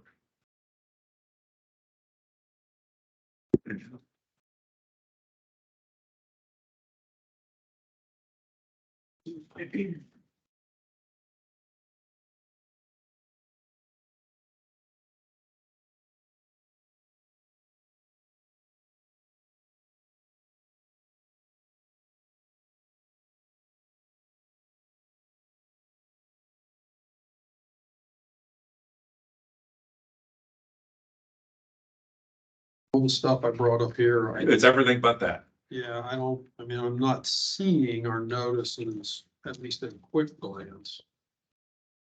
So I don't know the answer to that. Is it on there? He's pointing at something. Looks like that'd be the date. I saw over my shoulder. Yeah, on June 16th, 2021, it's Respondents Exhibit 1. Oh, well, that's when we would have sent it out. Respondents yes. Exhibit 1, it was sent out on June 16th, 2021. And those are normally sent by certified mail. Certified mail, so, yeah. So there would be a record that you would have of when exactly it was delivered. Remember the one from me, yes.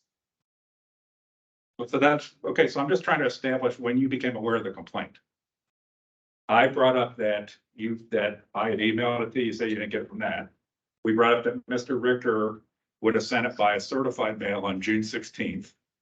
Okay, and then there'll be a record somewhere that Mr. Richter could probably figure out of when exactly was it received according to the post office. Yeah, we've got a green card somewhere, but it's obviously not something that I brought up today. So I would say normally having received many of your, We received it? I'm not. She's not disputing having received no, it. I'm establishing when she received it. Because remember that on August 3rd is when they got the invoice from Goldstein. And so we know that Mr. Richter mailed it on June 16th. I don't want to say any wrong date. There was some point after that it was received. You know, probably I would posit before August 3rd. So my question, ultimately establishing a timeline for receipt of the complaint is, well, let me kind of keep this more straightforward because and I apologize for. So in that complaint that you ultimately received, which is that exhibit in your hand, Exhibit 5. What does it? we could look at it in detail, or you can comment on it, but what would you say it alleges? You're alleging I improperly paid my bill. No. Okay. What would be the text in here that would make you say that it alleges you improperly paid a bill?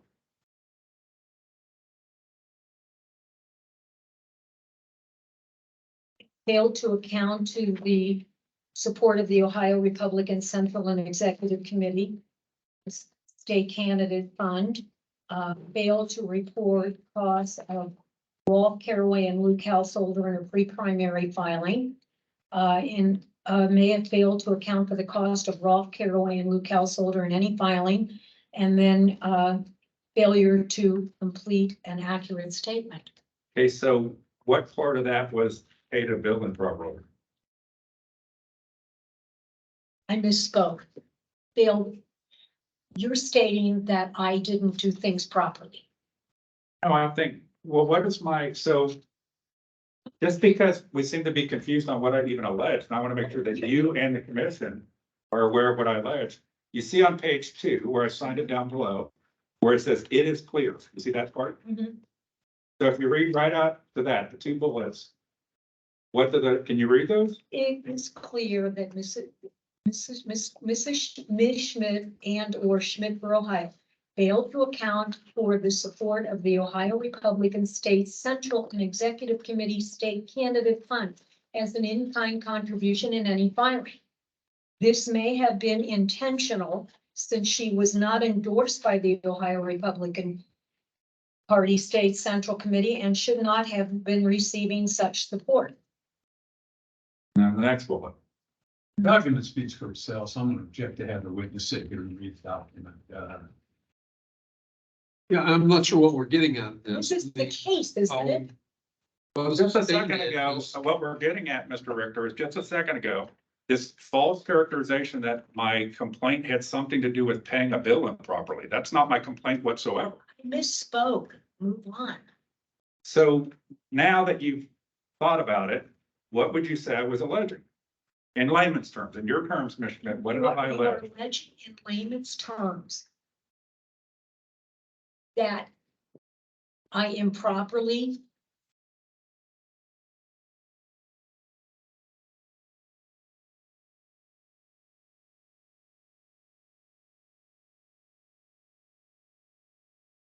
you're saying that I don't know what you're alleging. I don't want to go on record and argue and you're alleging what is stated here.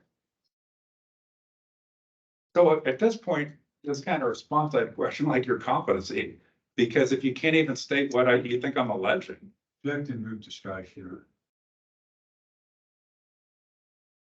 The previous objection sustained. Yeah, sustained. So, I mean, the complaint does speak for itself. I'm not sure what you're trying to get at here. Well, When I'm it trying to comes get down at and I'm not doing a proper legal objection right now, but I object to the constant mischaracterizations of what I actually alleged. She But I don't know how characterized that relevant- I alleged the payment of a bill improperly. That's not at all what I alleged, not even remotely what I alleged. And and I'm object to this kind of constant characterization of that what we have before us has to do with a bill. It doesn't have to do with a bill at all. The only reason we're pursuing a bill is because of an assertion potentially that that bill somehow covered these unreported expenses. And so the fact that I asked Ms. Schmidt, a seated state rep, what am I even alleging? And she can't answer, does make me wonder about her competence. With all due respect, okay, you're welcome to have that opinion, but I don't know that really gets us more evidence toward a violation that you're alleging here. So let's move on toward producing evidence. So somewhere around, have you figured out, Mr. Richter, when she would have received that? No, I just did find the notice and there's no green card attached to it. So we didn't get a green card back from the Postal Service. Okay. And I saw the one that was sent to you and it had a June 18th date. Okay, so I'm used to getting a lot of things with postcards on them from you. Probably before the beginning of July 2020. Okay, so we've already established that the first contact on the second invoice from Constant Content was the envelope was dated August 3rd. Yes, Okay? So you probably, unless some really screw up happened, were aware of this at about the same time I would have been aware when I received it, Joe, what'd you say, Mr. Richter, June 18th or something? Correct. Okay, 2 days later on June 18th. You alleged that you stated that you had many conversations with Mr. Goldstein about the invoice. In all of that, all those conversations over a 6-month period, did you, in light of that, you had got a complaint about not reporting these expenses, did you ever ask him if this invoice in any way incorporates cost for Luke Householder, Tommy Rolfe, RJ Mancini, or any of those people? Why wouldn't you? because I didn't know what the invoice was for. I received an invoice almost a year and a half after the election was over. I wasn't going to pay it until I was assured it was correct. But at the time, you had been served a complaint from the election commission alleging that you had not reported certain compensated professional services as in kind. Then you get an invoice. Why would you not have the due diligence to ask if there's a nexus between a complaint saying I didn't report expenses and an invoice that I get a year and a half after?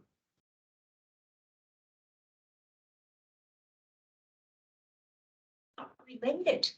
How do you know that if you didn't ask? Why would I have asked about this on a bill that I got from a collection agency? Well, the bill you got was from Constant Content, right? And it was being collected on behalf of by a collection agency, I correct? received the bill from a collection agency.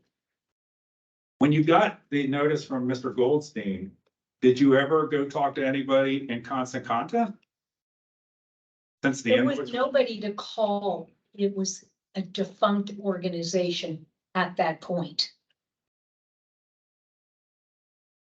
so, okay.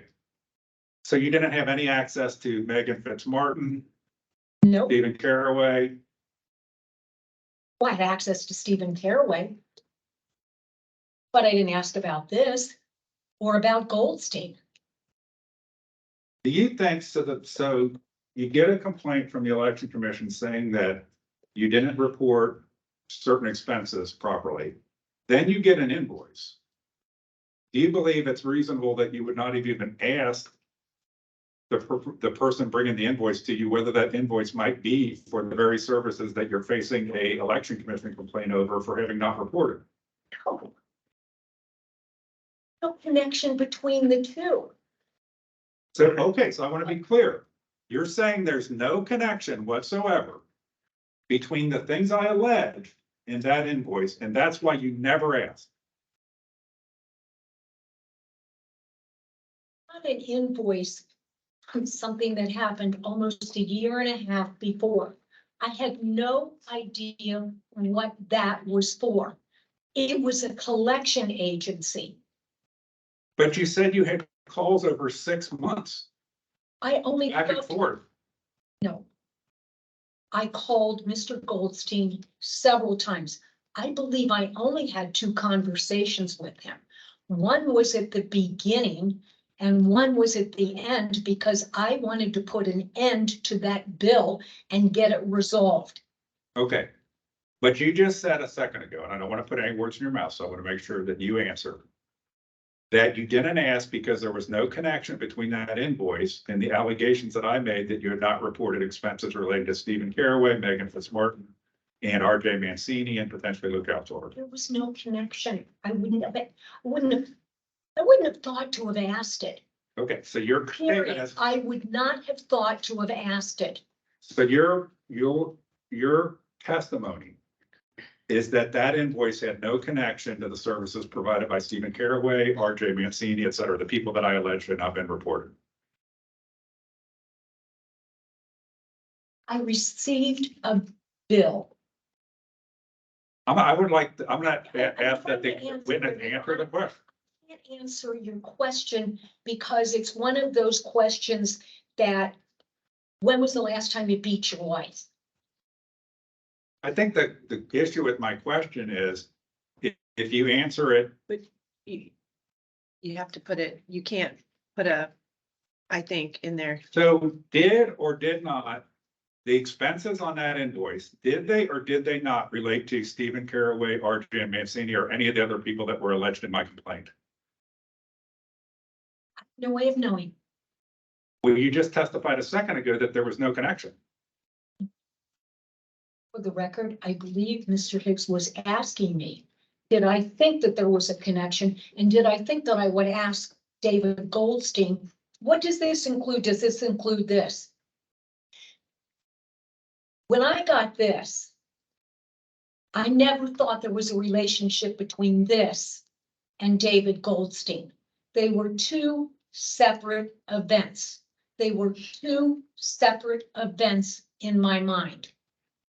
Do you think there's a relationship now? No, Okay, so I just want, so your testimony is there's no relationship between the, yes or no, your testimony is there's no relationship between the services provided by Stephen Caraway, the people that I alleged in my complaint, RJ Mancini, and that's invoice.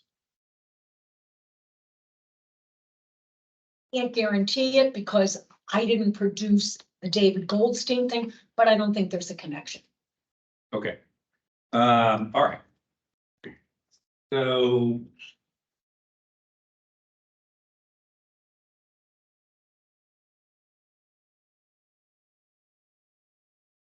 Looking for an exhibit.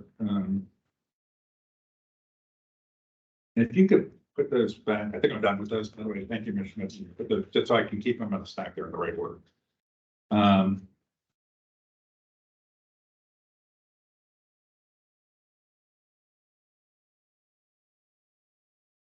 So I want to address, I want you to look at Exhibit K.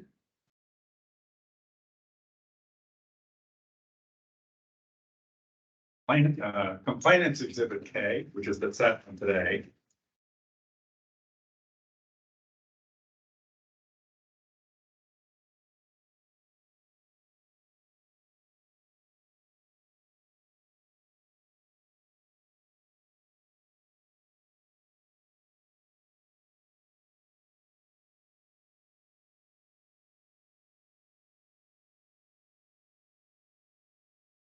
Which in the pack I gave you guys, I think it's page 38 at the bottom. So if you look at Exhibit K has, I think, 1, 2, 3 pages. If you look at page 3 of that, which has the black line on it, you recognize that email?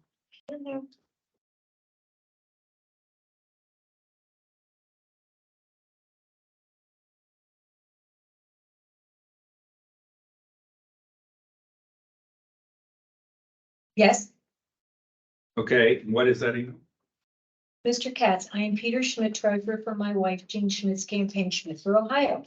She told me she. I didn't have to read it, I just asked you what it was, like, what is Okay. it?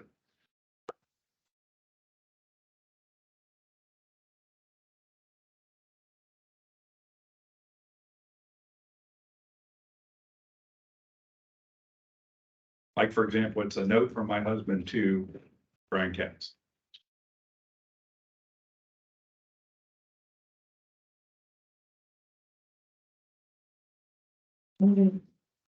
It was from Peter Schmidt, but it says Jean Schmidt on the top.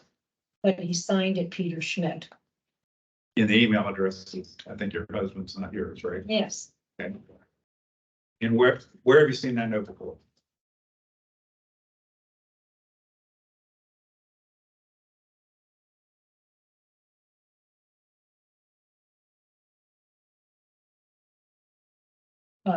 I don't remember seeing it, but I'm sure I did. I don't know. If I told you it was one of your exhibits in the last hearing? Okay, so my husband produced it and can I read it? Because I think it makes sense to why he wrote it, because I just read it. Mr. Katz, I'm Peter Schmidt, treasurer with my wife, Jean Schmidt's campaign, Schmidtville, Ohio. She told me she spoke with you Saturday, 3/29/2022, regarding our disputed debt with David Goldstein and Constant Connect. We have settled the debt and will be reported on our 2022 pre-primary report. The invoice was dated 11/4/2020, but we never received anything until 8/6/2021. I've amended our 2020 post-general, 2020 annual, and 2021 semi-annual to reflect the debt. The debt is also listed on our 2021 annual report that I just filed. We want to be in compliance. Please let me know if there's anything else we need to do. I'm glad he did that. Okay, so that's, so that note is dated, what's the date on that note? January 31st. Okay, and you received the email, the mail from Mr. Goldstein was on August second or third or whatever. Okay. And then if you look at the prior page, which is a note from Mr. Katz to your husband, what's the date on that note? December 28th. Okay, so that was prior to the other note, right? Sometimes I get confused. So December 28th. that was what, a month, basically a month prior to the other Yes. note. And so it's to your husband. Would you agree with that? Good afternoon, Mr. Schmidt. Thank you for contacting our office seeking guidance on how to report a disputed debt. As discussed and in light of the recent Ohio Elections Commission decision regarding the committee to elect Alan Freeman, our office cannot provide legal advice on how to report a disputed debt. Instead, we recommend you seek legal counsel for a legal determination. Was that, it says as discussed, so assuming sometime proximate to that time frame, there was some verbal discussion. Were you part of that discussion Yes, with your husband and Mr. Goldstein? I'm sorry, I said that wrong.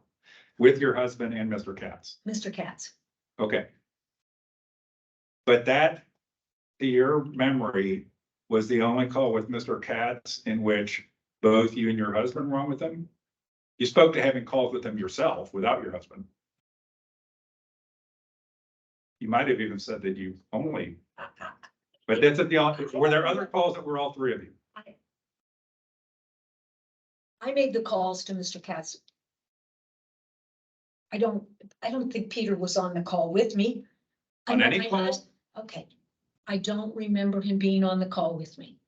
On any call? I don't know what the call is. There were several calls that I made to Mr. Katz. One, I know of two that we actually talked.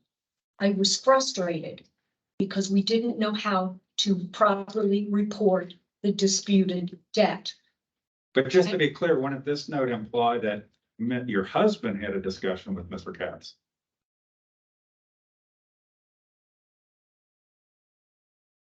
You'd have to ask Mr. Katz that. I can't answer that. I would love to be able to ask Mr. Katz that. But I've been forbidden from being able to question Mr. Katz on who he had discussions with and what advice that he gave. But I'd love to do that. But I have to ask you, do you remember that call? No. Yeah.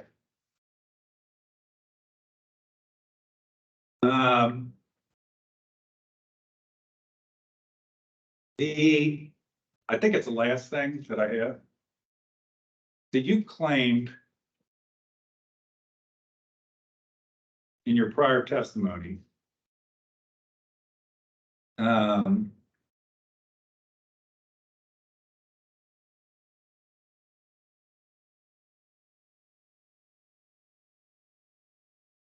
so I'm gonna, and I'd be glad to play it back. I had to reboot my computer, but I can play this. At 2:52:12 in the last hearing, you said, I'm sorry, Mr. Richter said, well, this is referring to I'm not asking a question about her prior things. I'm asking a question about her response to a question. Well, I think it goes to, by the way, I'm reading off of Exhibit G, complaint in Exhibit G, where I transcribed part of this. But again, if anybody questions the transcription, I'm glad to play back the video.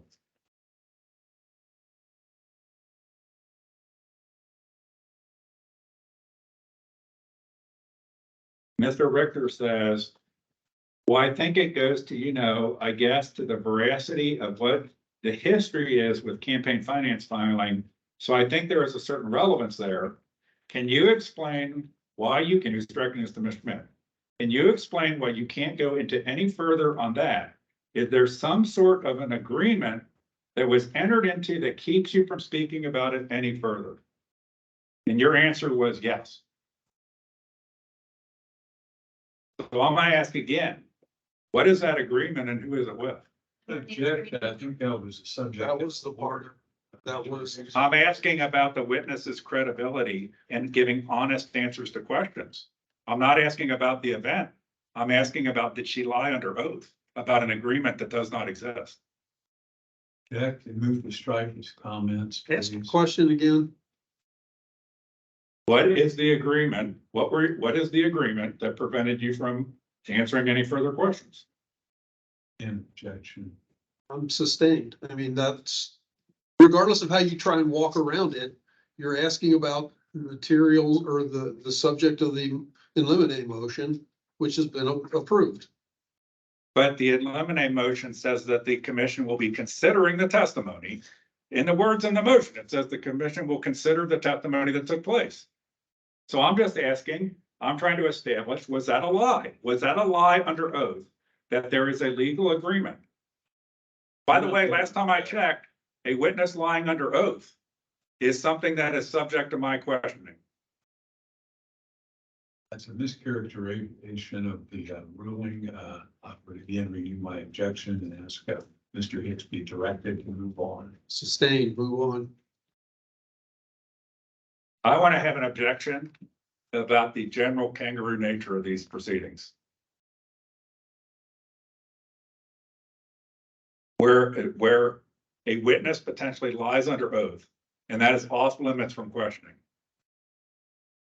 That's, that you're making an incredible assumption there, an assertion that's not backed up by anything. What the irony of this is, in my objection, is that had Ms. Schmidt just answered a few questions, we would have been long past that issue. Guy had like 3 questions on it. But instead we get this rope-a-dope thing that there's some secret legal agreement that I'm unaware of the Federal Election Commission ever doing. Ever. So that, and I just asked the question that would get at the point of whether the witness lied under oath. I'm going to move to strike all Mr. Hicks's last comments for the last 30 seconds. Mr. Hicks, sustained. Mr. Hicks, move on. Okay. I have no further questions for this witness. At least pursuing my conversation with Mr. Richter, whether I should proceed with examining Ms. Schmidt now or wait until my case, if it reaches my case. I'm going to defer asking her questions and permit Mr. Hicks to call the other witnesses who are here and been waiting since 10 a.m.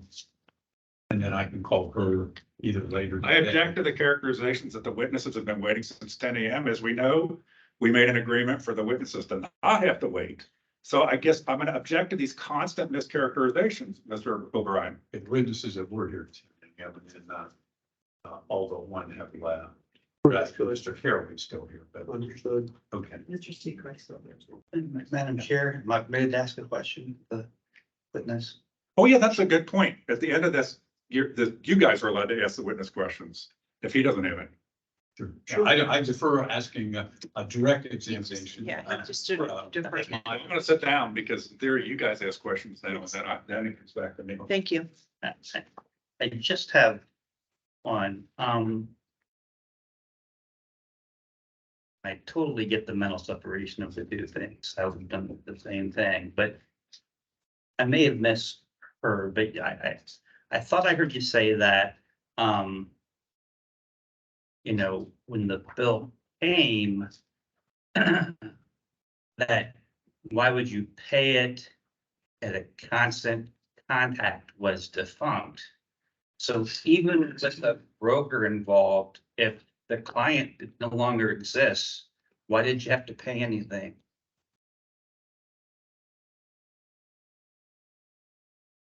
I'm an honest person. And if I owe something, I want to pay it. But I wanted to make sure that I had incurred the bill to pay it. But the receiver of said payment, if the entity does not exist, is just the attorney who's the broker, get a percentage off the top. There should, I mean, if the company no longer exists, the debt should, I mean, it's basically in bankruptcy, it doesn't like exist unless it's coming through a bankruptcy court of some sort. I mean, it'd be off the books at that point. And I Fair, got a bill from a collection agency. I've never had a bill from a collection agency before. I mean, that threw me for a loop that somebody was questioning my credit. And I wanted to make sure that it was resolved and appropriately resolved and whether I had even incurred it. And it was hard to get the questions answered. Fair enough. Okay, thanks. Appreciate that.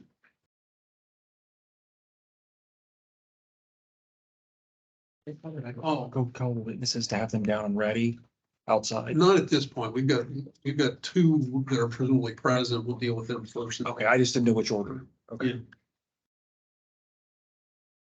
Any other questions, for Ms. Schmidt from the commissioners? I have one. This goes back to volunteers and walking, when you did your walking. I guess I was a little confused at this. So when you walked, you said you do your neighborhood, somebody else had to another neighborhood. And then got into the donut discussion and all that stuff. But did you just go to random houses? How did you know where to go? I called the Clermont County Board of Elections and I got a walk list. And the walk list gives you street addresses. And I asked for Republicans only because it was a Republican primary.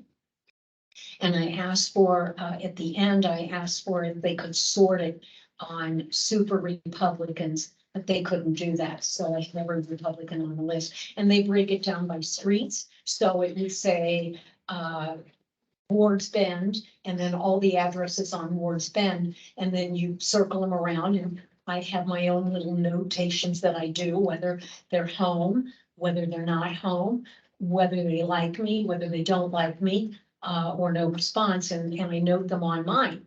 I don't know how anybody else does it, but that's the way I do it. I do it all by hand. I don't like using apps. Fair enough. That's just the apps. I agree with you. So, okay, so you use lists, which is normal. So I'm assuming all volunteers would have had lists also. Yes, and I don't know how they got their list because I didn't provide it. Okay. All right, so. Thank you. Any other questions from commissioners? I have a redirect question based on a question of the commissioner. So, and I can stand up there, but so. I think if you could, please, just because I think it makes it easier for My Ms. question, Schmidt so to see it. Yeah. I'm not bringing anything with me, okay? Not even my Mountain Dew. So your contention is the list you use for doing walking was something provided by the Clermont County Board of Elections. Sure, you get it off the internet. Okay, so you're saying the standard walk list off the internet that you and I have both seen that Clermont County Board of Elections has, that has just like, you know, multi-columns and it has the houses with like little underlines to check off if you visit them. That's what you're talking about. You also, correct, yes or no? I guess you're supposed to say yes or no. Yeah, that's what I use. Okay, so, but you asked if those are downloadable on the internet without contacting anybody in the Board of Elections. That's a normal part of the site, but then you refer to trying to have them sorted for super Republicans. So how did you get them and what was the super Republican thing about it? Now you have to get it off the list. Back when I was running for this campaign, I would call Becky Rudd at the Board of Elections, and she would send me the email of the list that I wanted. Now they will no longer do that, and you have to do it on their website. But at the time, I would call Becky Rudd, 732-7. I can't remember the rest of the number. I got a direct line because I was calling her a lot. And she would download she would give me the download that I would then go to my computer, download it, copy all the copies, staple them together, put it on my thing and go door knock. Is what you downloaded a PDF or a spreadsheet? I don't know, I'm not technologically savvy. But you said you sorted? They sorted it. When I got it, it was sorted by streets and then numbers on streets. What I had hoped we could do is get to a super list where you can, anybody that's voted in the last 4 primaries, but our Board of Elections was not able to do that. So would you agree, in my observation, would you agree that is that long before this race, the Claremont County Board of Elections had a standard page that had downloadable walk lists that were PDFs for every precinct in the county? Yeah. Okay, that's what you used? Whatever Becky sent me is what I used. Well, that would be online. She wouldn't send it to you. She'd tell you to go to the website. If you want that, she'd say, go to the website. It's right there. I'm gonna check this improper redirect. This is redirect. You had one question and now we're. Yeah, that makes- about PDFs. It's all around the same time. I'm not, look, back in 2000 and, God, what was it, 1920? You could call the Board of Elections and they would give you the list. They now make you do it online. I still continue to use the list. I have to go online and do it.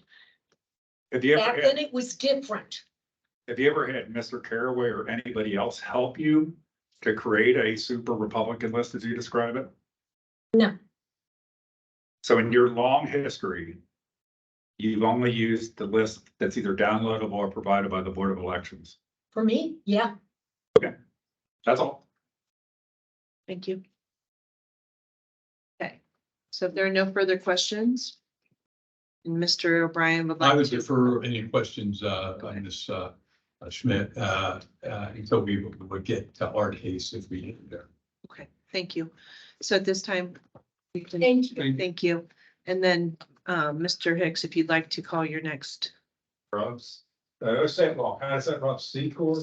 Secor. Try to say it right. Rob Secor. you can step up here and then, Mr. Richter will swear you in. Perfect. Sit or stand. Stan, at this point, Mr. Seacard, do you swear that the testimony you're about to give the commission is the truth, the whole truth, and nothing but the truth? Yes. Thank you very much. Please seat and be prepared to answer questions. Behind you, in case I refer to exhibit, that's stacked right next to that speaker. Oh, try to move it here. Yeah. I said, anything I'm gonna refer to is gonna be stacked. It's actually only gonna be in the box like this. And well, just put them all here, but there's numbered, but it should be quick, okay? So Mr. Secar, what was your role in the 2020 primary? Ohio Republican Party, executive director. Okay, and then, and I don't mean to skip any questions or anything like that, because there's some members that might remember him testifying before, but there are a lot of new members, okay? So, but real quick, what did those duties entail? Fast as you can. I oversaw the day-to-day operations of the party, including political director, communications director, finance department. So just kind of everything the Ohio Republican Party was involved with. So, Okay, and was part of what you were involved with that there were a set of resources that were being compensated by the Ohio Republican Party to assist candidates in the field? Yes. Okay, and was one of those one of those resources RJ Mancini? Yes. Okay, and could you briefly describe what were the role of those resources? Mr. Mancini and probably others, but the general role, what did they do? What were they being paid for by the ORP? So RJ, along with, I want to say 7 or 8, I think we went through this like between 7 and 10, campaign, we hired, between 7 and 10 campaign managers for the, whatever it was called at the time, the House Republican Organizational Committee. It has changed names many times, I'm sure you're all aware, but, and their job was to manage campaigns for House candidates in the primary and in the general election. Okay, and what was your relationship with Mr. Mancini? Talked to him maybe once or twice. I would say I do not have a relationship with RJ Mancini. Okay, and I grabbed the wrong stack here for me. So what was Mr. Mancini's specific job responsibilities as far as you understood? Campaign manager for House candidates, but specifically only for endorsed candidates in the primary. And was Gene Schmidt an endorsed candidate in the primary? No. Okay, did you personally monitor or keep records on who, who these different people like RJ Mancini worked for? Personally, no. Who did keep records of who they were working for? I would assume the HRCC, but that's only an assumption. And just real quick for people here, the commissioners, kind of describe the relation, can you kind of describe the relationship between, you and paying for the resources? Yep. And the HRCC, which I don't want to put any words in your mouth, but effectively managing and deploying the resources. Correct. We worked with them almost every day. It's not uncommon for the party to work for the House, with the House and Senate, political operations. If anyone was on our side monitoring it, would have been our political director. But as far as I know, the management day-to-day of the House campaign managers was the HRCC. Okay, and who in the HRCC that you were aware of, who played key roles in managing those resources in the field? Sure. Jeff Longstreth, Megan Fitzmartin, Anna Lippincott, and Tommy Rawls. And what, you can be narrow, I'm trying to make this quick, would it be correct to say that Tommy Rolfe had a particular, Rolfe had a particular more role with managing the day-to-day field people? That is my understanding, that he was genuinely the day-to-day manager and that he reported up to Megan and Jeff and Anna. Okay, and would you say what were the predominant functions that you would say that these people typically did? Maybe door knocking. Door knocking, Yeah, okay? yeah. And so what's your relationship with Tommy Rolfe? Same as RJ. Look, we've probably ran into each other once or twice, acquaintances at best. So. Okay, did the ORP and the HRCC, when it came to the technical aspects of how to do door knocking, list, apps, that kind of stuff, can you describe for me any collaboration there, or there was none, or just basically describe how that worked? I believe that we all used the same walk app that year, which would have been Campaign Sidekick. And then, us, the party through the RNC would provide the data for that walk app. Was that you were paying for the resources. Was that an expectation that you had or a requirement you put on the HRCC to use that app? Sorry, one more time. Could you repeat it? Sorry. This is what I'm looking for. Was that a requirement on the part of the HRCC, at all, or not, or just a suggestion that they would use that app?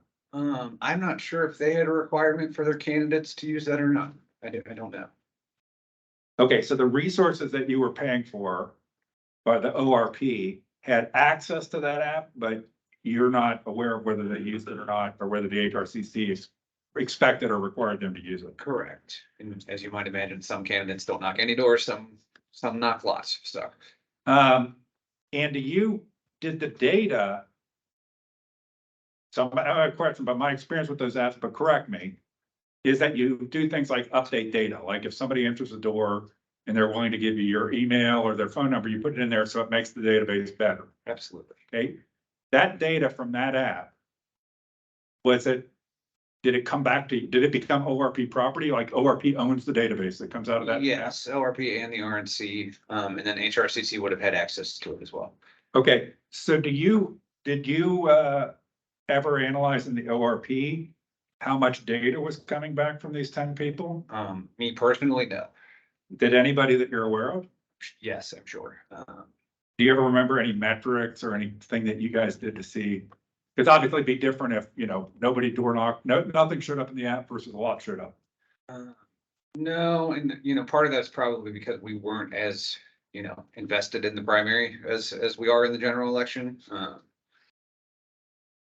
And we endorse, but we then provide resources, but I'm not, following each race day to day. Okay, and who provided for in-kind? Well, so why don't you describe, before I don't want to jump ahead, but I want to go quick. So when you're paying for the resources and they're door knocking for candidates, maybe succinctly describe what's your impression of the candidate's responsibility when it comes to those compensated resources that are doing door knocking for them. So for the campaign managers, we would have been kind of to the HRCC as we were providing them with the resource that then they could go deploy. However, if we did a mailer or anything specific dollars wise, we would provide in-kind letters to individual candidates. Okay. And elected officials. So, okay, so say that last part again. I just want to make sure I heard. So you described it, but who was actually telling the candidates? Oh, Let's first, what is the in-kind amount they have to show? our accounting and operations director at the time, Tom Danes, would have provided that list to the candidates in their committees. Okay, and some of those candidates, would the ORP also do things like separate from these people, like maybe pay for a mailer or something like that? Yes, And would Mr. Danes report that also? yes. So he would report both HRCC in-kind contributions that involved resources you were compensating, and there would be direct ORP things like we paid for a mailer. Correct. Okay, and so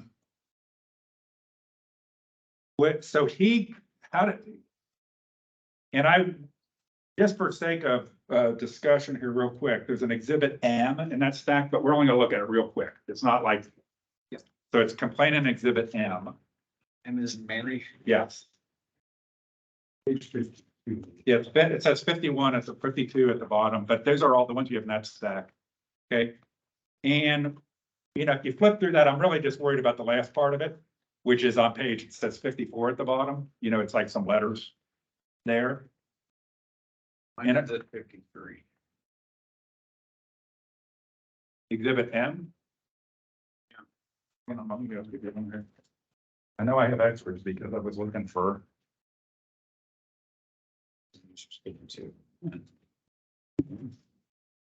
My wife printed these out, so it's her fault.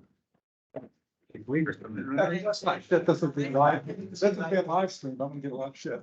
Okay, so that's the same thing. That has all pages, and your guys, unless my wife screwed up yours, it should be in there. So, but particularly look at the one that says, page 56. And it's to Mark Frazier, Yes. February 28th. Just generally describe what's that document there. What is that? What is An that? example of an in-kind letter we would send to a candidate. Okay, and then what would be the obligation in the example of this one for Mark Frazier? Well, you would need to report both of those on there, his individual report. As in-kind contributions, correct? And now this exhibit was from, you can put that back. That's all I wanted to ask about. So but it showed, you would agree that shows both HRCC and ORP. Yes. And actually, would you agree that in the last time you testified, I did not know you didn't know at the Yeah. time, like you didn't know that HRCC was being rebuilt through the ORP. And you weren't, and just to be clear with everybody, at the time you testified before, you were not in any ORP position at that point. You had completed your time working at the ORP. That's true. Yes, so you didn't have access, that was like, I'm assuming you don't have access to records and stuff like that at this point. No. Did you ever, intellectually, and this is not a set you up answer, our question. Get curious about, did we ever get told to bill Gene Schmidt for RJ Mancini? No, because if we would have done it. And also I would have lost my ever loving mind because it was a very specific instruction to the HRCC and my own staff that we only work for endorsed candidates in primary. Okay, so would you say that based on that experience of the last time you testified, that you realized that the HRCC had been using resources contrary to your instructions? No, Fraser was endorsed in the primary, and it's not surprising to me that Tom would have worked pretty closely with the HRCC on in-kind contributions. We're a team, we work together. No. That's not the question I asked.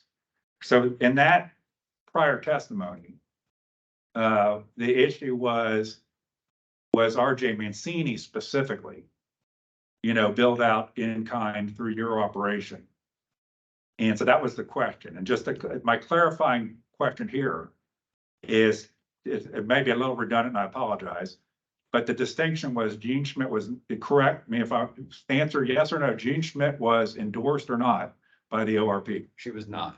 Okay, and therefore your instruction to the HRCC would be that RJ Mancini was not permitted to do any work for a non-endorsed candidate. I mean, it was not specific to RJ, it was blanket. We only provide resources for endorsed candidates. Okay. And so in that instance, in that testimony, would you say that, you were only there for part of it, so I don't know how much you paid attention after that. So you could say like, I don't know, I don't want to set you up on it. That, it called into your mind that HRCC had used some of your resources on non-endorsed candidates? Well, I mean, if it did, it would have been without my knowledge or anybody else's at ORPs. Okay, so therefore, the only way you would know it would be that the HRCC reported it to you so that Tom Daines could do a proper letter. Correct. Okay. In that mix. Now,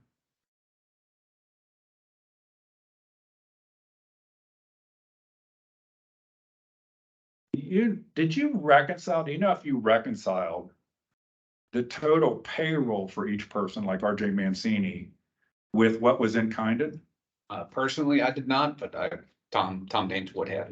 So Does Tom Daines, do you know that he did? I mean, or you would assume that he, remember before you thought he never rebuilt HRCC at all, right? That wasn't part of his duty at all. So I want to be clear. I don't want you to answer a question again. It's not like I'm trying to trick you on a question, but the term rebuild, can you define that?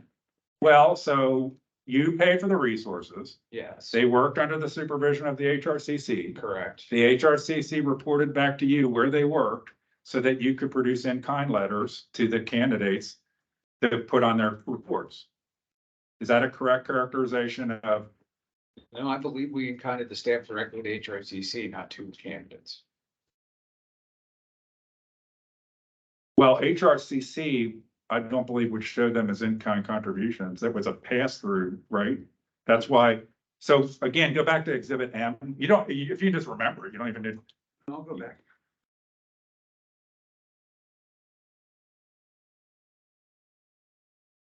I'm looking at it. There's nothing on here about staff. So you're, that's an excellent point you just made. Okay, so that's an excellent point that you got me on making an excellent point. Is the example letter of Mark Frazier and the example letter for Jason, which is the next page, 57. Man, that is an excellent point.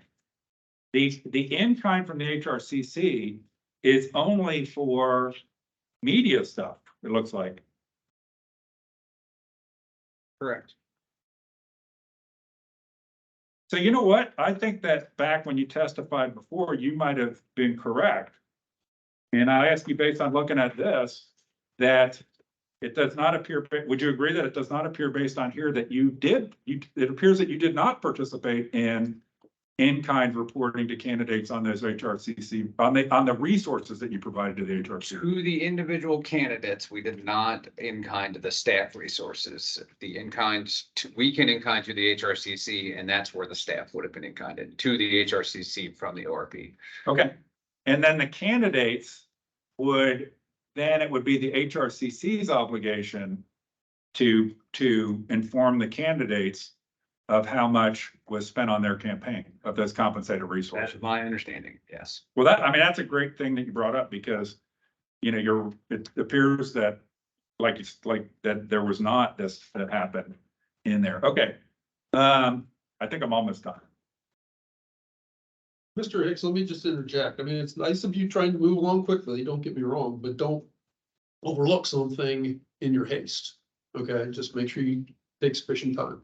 Okay, I think one of the things I had included, and I just don't look at it is, well, just so I don't get nailed for I didn't ask a question, Exhibit J. Yep. Okay, is the complainant Exhibit J is an excerpt of the transcript. Might be the wrong one. Yeah, I've got it.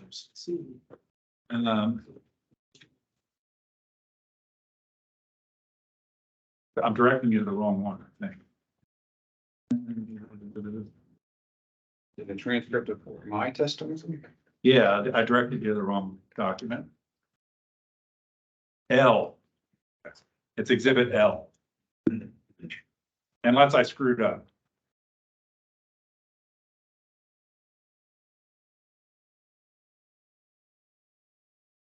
I think that's Megan's. I think L is you, isn't it? Oh, you know what, never mind. Yeah, L. I'm sorry for saying the wrong one. No. Yeah, this is, I believe this is me. Yeah, and so just, I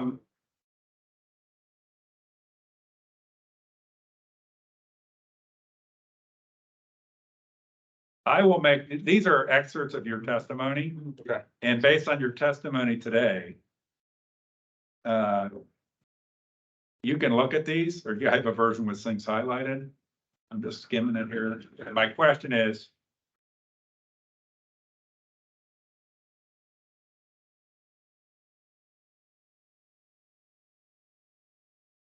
well, look at page, it's at the top of the page. It's at the bottom in blue. It says page 47.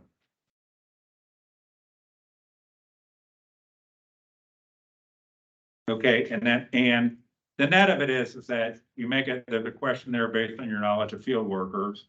In the middle of the page, you answer, well, it wouldn't be from us, it would be, we're in kind of HRCC. So this would go back to your testimony here, that the HRCC is the person who had the responsibility for in-kinding the resources. Correct? Yep. And okay, so I think that's all the questions I have. And just as a reference to why that exhibit from your prior testimony, I don't believe that anything you've testified here is at all in conflict with your prior testimony. Everything you've said here is consistent with your prior testimony. So I thank you. I'm sorry if you had to wait a long time. No, that's okay. The truth Been around here. free, so. Thank you. Yes. It's gonna be the phrase of the day. The truth will set you free. Mr. Secor, I just have a couple questions as well. Mr. Mancini, who we've talked about, was not directed by you or the ORP to work on Gene Schmidt's campaign, was she? Correct. And you provided no resources to the Gene Schmidt campaign because she was an unendorsed candidate, correct? Correct. And if that was done by other parties, it was done without your knowledge, correct? 100% correct, yes. And any staff that was on ORP or the Republican Party's payroll, whether it's Mr. Mancini or someone else, you in-kinded that staff to the HRCC. Yes. And any claim that people worked on Gene Schmidt's campaign with ORP resources that were not in-kinded would not be accurate, correct? To my knowledge, that's correct, yes. Thank you, sir. I have no questions. I have a redirect. Let's see if the commission members Yeah, have okay. any questions first. Any questions from members? Mr. Secor. Go ahead. I just want to, so look at exhibit H, and that's that. That's your affidavit, and you just made a representation. I want to clarify the representation you made in response to Mr. O'Brien's question. Is, and it was quick, but he came up here and said something to the effect of, if this happened, it didn't have, it didn't happen, or it would be a false allegation. Do you know whether RJ Mancini, do you have personal knowledge of whether RJ Mancini did work for Gene Schmidt or not? I do not. Okay. Was there any management system in place that you're aware of that would have alerted you had an HRCC, had a ORP compensated resource worked for a candidate that was not ORP endorsed? Our political director would have worked pretty closely with Tommy Rolfe. And if that was happening, he would have known and notified me. And who was the political director at that time? Cameron Sagaster. Okay. And your affidavit here, A, but I just want to clear this up. It says, it's a brief affidavit, and it says, the second paragraph, it says the Ohio Republican Party did not specifically assign RJ Mancini or any other person. And so it doesn't say, for example, what your testimony was. It doesn't say, I'm not saying it says something that's untrue. And my question, it doesn't say, what your testimony is that we in-kinded these, the HRCC, and once we did that, we really didn't know who they were working for. That was the HRCC problem at that point. And so you don't, it says you did not specifically assign. Would it be a more correct characterization as that you really didn't know what RJ Mancini was doing once you had in-kinded him, other than that you know that you had given instruction that he was only supposed to be working with endorsed candidates?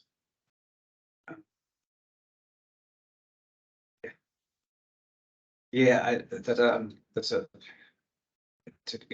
having trouble answering that question. It's odd. I think all of those things are true. We did not specifically assign RJ Mancini or any other person to specifically work or volunteer on the Gene Schmidt campaign. I believe had he been doing that, we would have found out because Cameron Sexter was working with the HRCC, plus some fine folks in Claremont County certainly would have told us that an ORP employee was working for an unendorsed candidate. So that's all hearsay, right? You don't know that. You're just now making representations that you probably would have found out. Did you find it out? No. Was there any other situation where you found that out? That a candidate was doing, sorry, one of your paid resources was doing something contrary to what your instructions were? No. Okay. Did you specifically assign any of your resources to any specific candidate? No. Okay. And you also had the comment here about volunteer. Correct. And that was part of your testimony before we talked about that, why that was even in there. So why was the word volunteer in there? Rule out any fact that we would have directed him to work or volunteer with him. I don't know how to, I didn't know how to answer that question last time, to be honest, so. I can't pull up your, we can pull up your, I think it's in that excerpt, but the point is that you had no role in any is a correct statement to say the ORP had no role whatsoever in instructing anybody to volunteer for any of these individual candidate races. Yeah. Okay,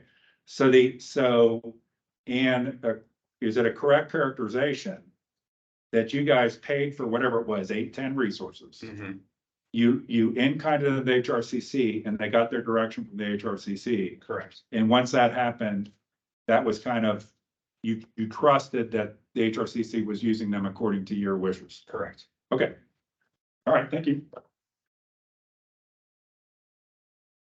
I could ask one question. You have no idea what HRCC did in kind to House candidates in the March primary, do you? Is that like, no idea? Okay, thank you. Any further questions from commissioners? Thank you. Thank you all. Appreciate it. Yeah, we'll go get, Thank you. Airway. So I would like to call Mr. Richter back for a very brief question. Yes. Huh? Concerning? I mean, I'm not sure. Regarding what he's saying. Regarding your past documentation of a decision and what resources it was talking about. I object to Mr. Richter being called for the proffered reason. What's pertinent here? I think that will be revealed in my questioning, but my questioning will be very quick. I object, Mr. Hicks has not done anything quick, that has been minors. You don't need to Again, the kangaroo, Thank you. Well, no, he's been told. if I did that, I would get chewed out. He just did. He just was told not to do that. It's not, And I'll withdraw it doesn't help anything. I will withdraw the comment. Thank you. Mr. Richter was called, Mr. Richter being. Mr. Richter was called by Don Bray and took the stand. Yeah, I was the last time I was reading. If he has no objection in the commission. He had has an no objection. Then we will go ahead and we will allow it. It is recorded that you object to that. Okay, let me. Yeah. Simply stated. You need to swear him in. Yeah, but he's an attorney, so do I have to swear you in? Yeah, somebody's got to swear me in Okay, okay, as the chairman. yes. Do you swear that these comments you're about to give in these proceedings are the truth, the whole truth, and nothing but the truth? So I hope you got it. I do. Thank you. Thank you. Okay, Mr. Hicks, you said it will be quick and we believe you. So I get confused because I'm told be quick, then I'm told don't go too fast. It's that was your comment. With the definition of very quick is starting out. Yes. Okay, so I need to get the right exhibit, so I'm gonna ask you to look at exhibit 11. I'm playing in exhibit 11. Okay. I put it right behind you. Yeah. So And I might, correct again at this point in time when I see what Mr. Hicks is asking about, exhibit 11 is a decision in an unrelated case, has nothing to do with, relevant issues in this case. I can. can I respond to that objection? No. This, No, you may not. Okay, so we're gonna move forward with this and then see where it takes us and we'll go from there. Mr. so you recognize this document? Yeah. Okay, and what is it? Basically quick. What It's is a it? decision in finding in the case against Alan Freeman and the committee to elect Alan Freeman. And if you, do you recall who were the ORP resources, field worker resources, or resource that was involved in that decision? Objection has nothing to do with what OOP resources were used against, that were in the campaign in James. They may work on 400 other campaigns, the resources that he alleged were used. So OOP resources in her campaign in March of 2020. What Alan Freeman did and who worked for him is irrelevant. Sustained. I get to respond to his objection, I think, before you sustain it. Okay, so Actually, if he has an objection, if I sustain it, it means you can't respond. yeah, but I'm allowed to respond to his objection. So the point here is this question, RJ Mancini was the common thread in Alan Freeman and Gene Schmidt. Neither of them were endorsed candidates. I want to ask questions because there's already been a finding by this relating to the reporting of RJ Mancini and a nut on campaign finance reports in a prior event. That's extremely relevant since RJ Mancini, by his own testimony, and I'll assume he'll have the same testimony this time, only worked for two candidates, Alan Freeman and Gene Schmidt. So there's already been a finding adjudicated by this body relating to RJ Mancini. It's part of this decision.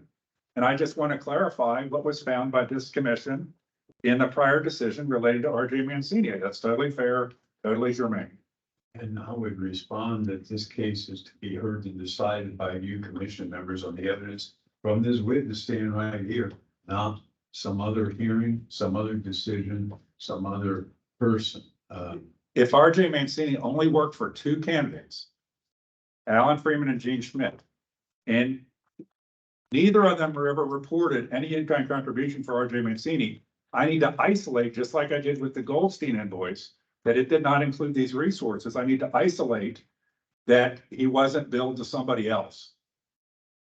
That's what I need to isolate. And there, we can go through all the testimony that resulted in this decision again if you want. But I just wanted to highlight one paragraph and ask Mr. Ricker a question about a paragraph in here relating to that prior decision that is specific to what RJ Mancini was doing. And I would object because it had nothing to do with what was done in this case.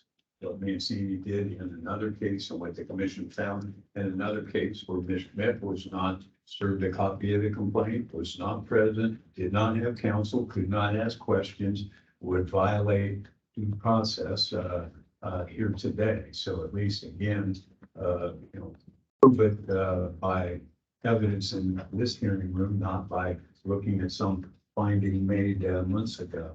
So I'm assuming in your case, Mr. O'Brien, that you will make the argument that RJ Mancini was maybe billed to somebody else. So I think I have the right to ascertain that A, he was not included in the Goldstein invoice, and B, he was not billed to somebody else. In this decision, if we want to bring the witnesses in here and reestablish the same facts that resulted in this decision, I'm glad to do that. Then that's what we should do because we can only deal with what we're dealing with that's been told to us by different witnesses that you yourself have presented. So I don't think that going back into something that happened in a different case is proving or disproving.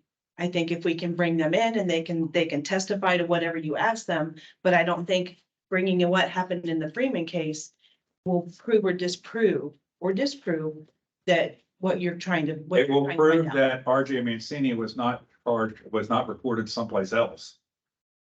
In the Freeman case, but we don't know about in this case. So I think that we have to, at this point, sustain what Mr. O'Brien asked. Mr. Richter can step down, and if we can get, the only way we're gonna get to that truth is to have those people come in and then present to us under your line of questioning.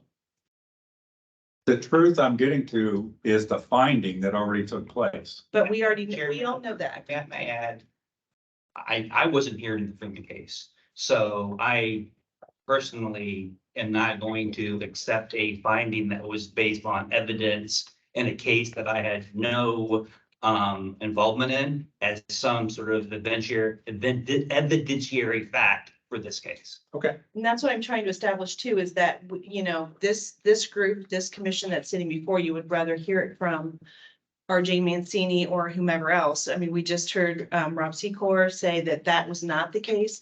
So I think that it doesn't help or not. Okay, help I get you. I get you. Yeah. So just so you know, in order to do that, then I need to bring in Susan Jones and Alan Freeman. Because those were the key witnesses to that point in the prior case. And you just told me I need to establish that through the same witnesses that were used to establish that RJ Mancini was not charged to another campaign. Right. So This is appreciate not that. going to do that. Okay. This is not going to do that. And so I sustain what And Mr. I would O'Brien said. also say that it would be far outside the scope of the motion in limine order that the commission adopted. What Susan Jones had to say about Martin Mancini, or what Freeman has to say about Mancini, is totally, absolutely, and completely irrelevant to this case. The motion in limine has nothing to do Okay. with whether RJ Mancini was Mr. charged to Richter. another candidate. Let me step down. I was looking forward to cross-examining him under oath. Well, So- you may have your Questions too. another day. Your day may come some other time, but not today. So who is the next? Caraway. And I want to call Tommy Rolfe. Okay, it's Tommy. Either Tommy Rolfe or Megan Fitzmartin, either one of those two. I think Mr. He was going to get Mr. Caraway. He said, when we get Mr. I don't want to Caraway. call Mr. Caraway until after Tommy Rolfe and Megan Fitzmartin's testimony, because I want him. Let me step out to call Mr. Rolfe. then. Get, And by the way, Tommy Rolfe and Megan Fitzmartin, I believe my questioning we can get done and they can be excused. okay, So by the way, we never said this, but we should agree that Rob Secor is excused, correct? I excuse him. But that's a question whether, that means whether they can be recalled or He's not. gone, right? Yeah. But by Mr. Knight, it has to do with whether they can be called back again. I understand. And I apologize. I was under the understanding you both were finished with him. I apologize for that. he believes he is, and his lawyer. So he's good. Pretty slick, so. So, thank you.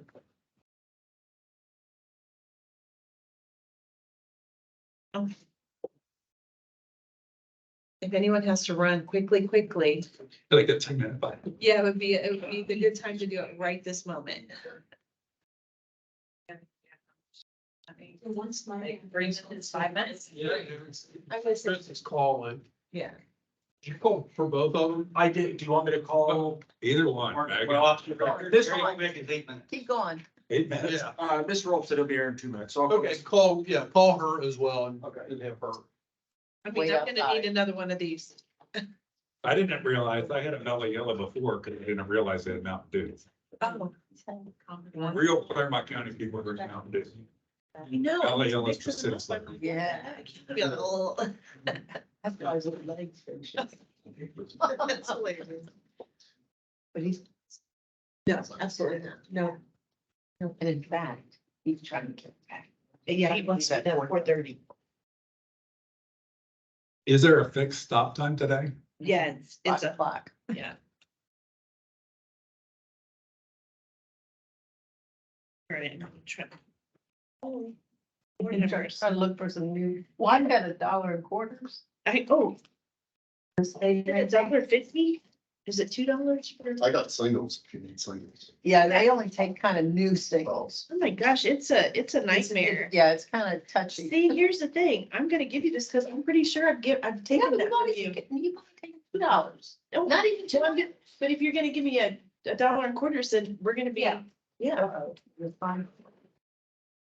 Some of them. They're both on their way up. Should be here in just a taking this opportunity to, Yeah, we are. You take this back, but I got a quarter. Got some quarters down. you have $1 in quarters? Yep. That's what came in. I know, I got like $3 back in quarters.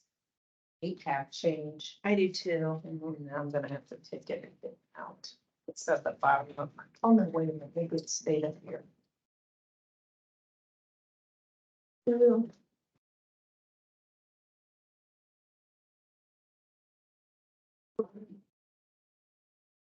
I'm good, my husband's gonna be like, There you go. thank you, ma'am. I know she's still not trained, but getting that. Yeah, because then you got the drive. Well, I got, you know, in high school, I wrestled. Did you? Yeah, My brother, my older brother wrestled too. I that's my background, yeah. But it's never been a size next to me. Really? That's the problem. That's not good. I used to hate going to those wrestling matches. Oh my God. So They were funky. I started ninth grade, I wrestled 91. Oh my Oh, goodness. mercy. I think I'm 40 years. Wow, 91. Yeah. Wow. If I was a senior, I wrestled 112. So Wow. My brother is shorter and stockier. He was like 150, 155, something like that.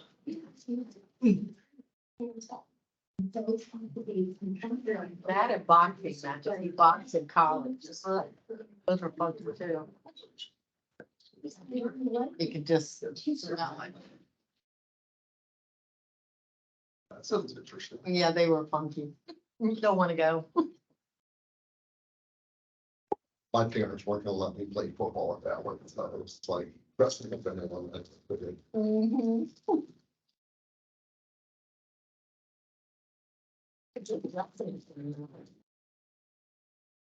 Where was this? Eastmore. Plugged in and you, it's your house. Sport over there and where's that? Enough. On the east side of Columbus, so lots of people that either chose not to go to Bexley, went to Eastmore and, Berwick area, so east side of Columbus. You know what? The former superintendent. Was it Jean? Jean, Harris, Jean? Yep. Do you know what she's up to? she and her husband are just traveling. He worked for the bank, one of the banks. Got a new one. Good job. Did one for Cleveland Heights. Mhm. Yeah. She's got a new one. What's that? Last student. Oh, that's the one. Yeah. Years. And one not there. I'm telling you, I'm not here to control. You're way out of balance.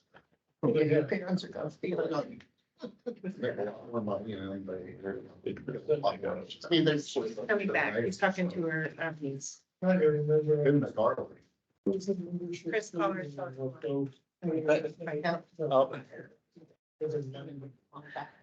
Yeah, I think they were talking about the baby. Wait, where's she going? Sandy Campbell Parish. Yeah. Coming in here. Yeah. Oh, my stars. Yeah, a few hours. I think I heard the band. Yeah. Mariah Carey. Oh, It's right Out there. No, I she thought I heard walked this. by. Oh.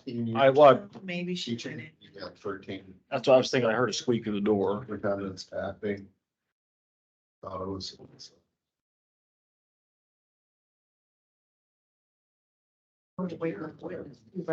Yeah, they're here. Redundant, but it's suicide call. Really? Shot himself. That was funny. Oh, my. I should have hospital last. You know, No, I mean. Feels so bad. 84. Insurance circle does. Yeah, it's like, nice day. It's like, let's come back.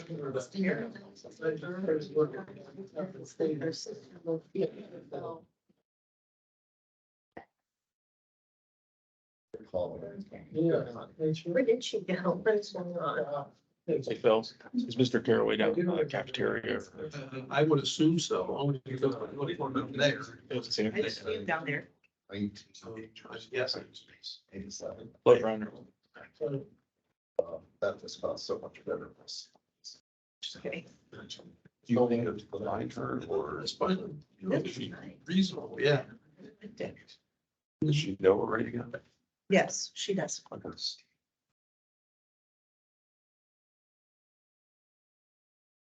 mean, Major calls, not like one anywhere. no, I was gonna say, I will not go into a restroom and shop for somebody, just so everybody knows. That's when it-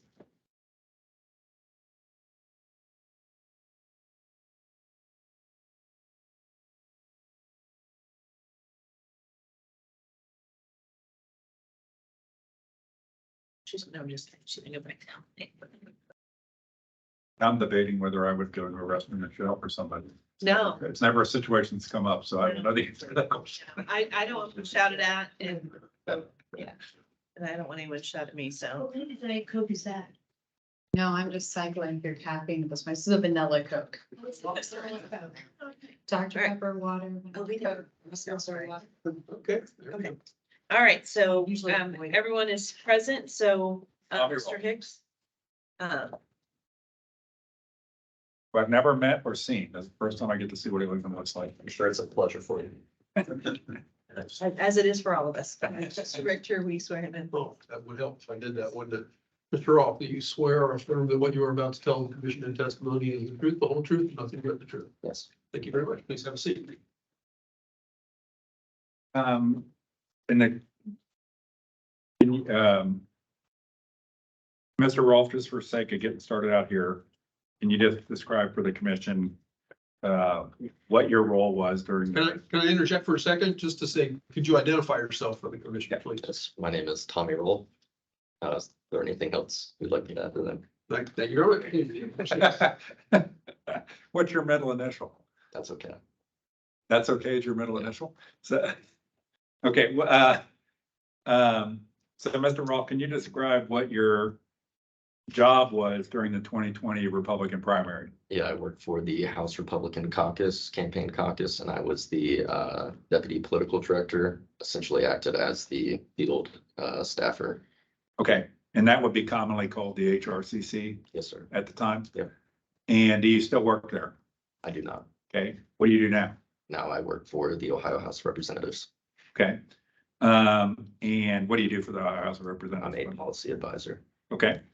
In the 2020 campaign or primary, we're talking about the primary, not the general election. Who was paying you? JPL and Associates. Okay. And who did you take direction from? Megan Fitzmartin, And Longstreth, and Speaker Larry Householder. okay, the HRCC as we know it, that term, were you aware of, were there any people actually paid by the HRCC? I don't recall. Okay. Who would you say was the head of the HRCC? Speaker Householder. Okay, and then operationally, you know, assuming Speaker Householder wasn't spending all day at the HRCC, who was the day-to-day lead of the HRCC? That would have been Jeff and Megan. Jeff, maybe say their name, make sure, I don't know if you might have said this, but Jeff Longstreth and Megan Fitzmartin. equally, or one was superior to the other? One was superior in title to the other, And which one was superior? Mr. Longstreth. Okay, and JPL and Associates, that's who you said paid you? Okay, and what does JPL and Associates, you say that all out, what is it actually, what does the JPL stand for? Jeff P. Longstreth and Associates. Okay, so the company you worked for was Jeff Longstreth's company. Yes. Okay. Can you describe briefly what your day-to-day role was in the 2020 primary? Yeah, so we had several campaigns throughout the state during the primary, and we had candidates in different races, and my role was to direct the campaign managers in each campaign. And what's a campaign manager? campaign manager is a individual who is going out and knocking doors and kind of liaising between the candidate and us at HRCC. Okay, and it's come up here before that the term campaign manager is used very broadly to sounds up here, but in reality, is it a fair characterization that the typical person was their primary function was being a door knocker? Correct. But their title, they were called campaign managers. Yes. Did they, who directed their strategy? Like, who directed what they did on a day in, day out basis?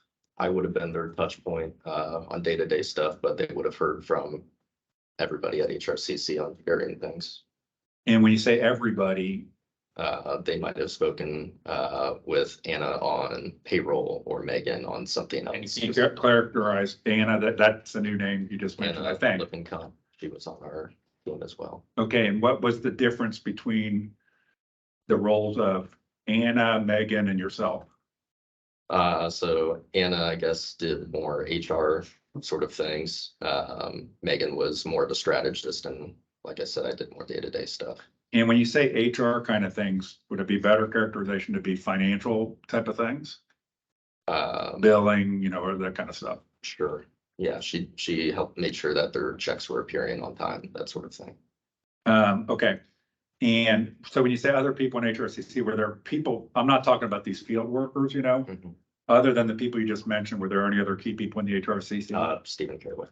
Stephen Caraway, at the time was HRCC, okay. And what was his role to your understanding? So he was equal to myself, except he just focused on the southern part of the state. The southern part of the state. And your focus, I'm not gonna ask you questions about his focus, because that's hearsay on your part, but your focus then was all candidates? Yes, sir. Okay, and are you aware of the distinction between ORP endorsed candidates and non-endorsed candidates? Yes. Okay, and what is that distinction in your mind? The distinction was whether or not they were endorsed by the Ohio Republican Party. From a day-to-day operational standpoint, what was the distinction? The candidates, there was not a distinction. I don't know if I fully understand the question. We treated each candidate the same. And when you say candidate, you would be referring to HRCC endorsed candidates. That would mean the speakers endorsed candidates. Is that a correct characterization? Yes. If a candidate was there any difference operationally for you? If a candidate that was, for example, speaker endorsed was not ORP endorsed? I don't recall there being a difference. I don't remember. Okay. What are, I'm not asking a question like, oh, can you remember every name? I don't mean that, but there were a set of resources of which RJ Mancini was one that they were paid for by, do you know who they were paid for by? I believe he was an employee of ORP. Okay. And what were some of the other people? I'm not asking for an exhaustive list, but other people that you know of that were like RJ Mancini that they were being paid for by the ORP? We had maybe 8 to 10 other campaign managers. 8 to 10? Okay. Roughly. And how did you interact with those people? And I'm not asking like day to day, I would interact with them. I came and taught them how to knock doors. I did, kind of just describe how you managed those people.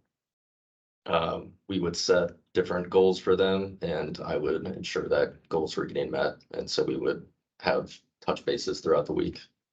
Okay. And the different people, did you direct them to work with different candidates? Yes, different candidates had different campaign managers. Okay. And is it correct? So those people, of which RJ Mancini was one, Mhm. You provided the direction as to which candidates they work with? I did not set them up specifically with individual candidates, but once they got to their candidates, then I was their point of contact. Then how did they get to their candidates? I don't recall. They would have been looking for a position to campaign to get new experience, and so they came to us and we just kind of figured out where they would go. Did the ORP provide any direction as to who they should be working with or assigned to? I guess to answer your question, it would have been Megan and myself and the team as a whole. Is they gave that direction? Do you know Rob Secor? I do. During this campaign period, what was your interaction with Rob Secor? Very minimal. Okay. Describe, then, if it was very minimal, what interaction did you have? I think we had lunch or something, so. Yeah, I did not talk to him on a day-to-day basis. We would see each other around, but I would say I worked with Camp Sagester, the political director, much more often. Okay, okay. You said you set goals for these people. Okay, what kind of goals? What were the goals? 1,000 doors a week, making sure that social media posts were appearing, that sort of thing, making sure that the campaign was looking good. And when you say social media posts, what do you mean by that? Some candidates did their own social media, other candidates preferred somebody to help out, so. Okay, so is it correct to say that two roles these people had were door knockers and potentially, not necessarily, doing social media, maintenance, posting, stuff like that for candidates? Okay. And then any other responsibilities they had, or I don't want to, obviously you're saying that not everybody, I understand that not everybody did social media, not everybody did. Is it fair to say everybody had a door knocking responsibility? Yes. Okay. Some of them had would it be correct to say some of them also took on a social media responsibility for the candidate? Yeah. Okay. Were there any other responsibilities that were kind of a pattern that any of them took on? Staffing their candidate at an event, but those three things are about the extent of it. Okay. Did any of these people get direction from you to, for example, try to coordinate volunteers that could extend their reach and do no more door knocking? Yeah, absolutely. Okay, so was that, you said 8 to 10 resources somewhere in that, the ones that were ORP paid 8 to 10 resources. Correct? Okay, beyond the ORP paid ones, how many resources? I don't recall if there were any. I'm not sure. Okay. So the universe of the resources that you were managing day to day was the 8 to 10 ORP resources. And there could have been a few other, but it wasn't a significant number, like there were 20 other people. It was somewhere 8 to 15 total resources that you were managing. It's my understanding that they were all paid by ORP, but I don't know that as fact. All paid by ORP. Okay. Did you ever door knock with RJ Mancini? I tried to door knock with all of our campaign managers at one point or another. Okay. You said you set a goal of 1,000 a week or something, 1,000 a week. How did you know whether they were doing 1,000 a week? We could pull the data from the app that we were using, which I believe was Campaign Sidekick, and I could track what they were doing every day. Okay, and so they all had to use this app. It was a requirement to use it. If they didn't do 1,000 a day, or not a week, if they didn't do 1,000 a week, would there be a repercussion on them? In different districts, it's easier to do it in a suburban district than it is a more rural district, so. But you would not, for example, call up Rob Secor and say, this person stinks at door knocking, we need him replaced with somebody else. Did anything like that ever happen? Okay, did most of these people meet their quotas? Yeah. Okay. Do you remember which candidates RJ Mancini worked with? So RJ's from Claremont County originally, so it made sense for him to go down there. We set him up with Alan Freeman. Okay, anybody else? He might have, I don't believe he did any work for Representative Schmidt, but I don't recall. If I told you that he's testified in the past that he did do work for Representative Schmidt, would that surprise you? Objection unless we talk about how much work. Makes it sound like he worked continuously. Yeah, we don't have anything on the record at this point in this case as it relates to Mr. Mancini, so rephrase your question. Are you aware, so I'm gonna withdraw the question, ask a different question. That's okay, okay? So how many, you had 8 to 10 resources paid for by ORP. How many races were there? I would say we were involved in about 8 to 10 8 to 10 races? that we hired campaign managers for. Not every race needed a campaign manager. Okay, so 8 to 10 races. And what caused the race to get focused? If polling suggested that the race was close and they needed additional help, we would enlist a campaign manager to knock doors and hopefully get their poll numbers up.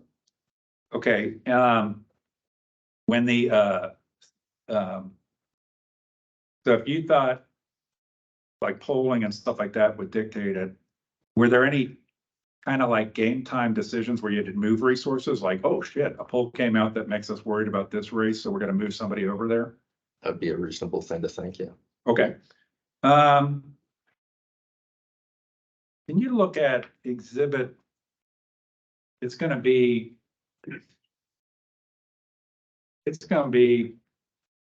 in the stack that's sitting there right behind you.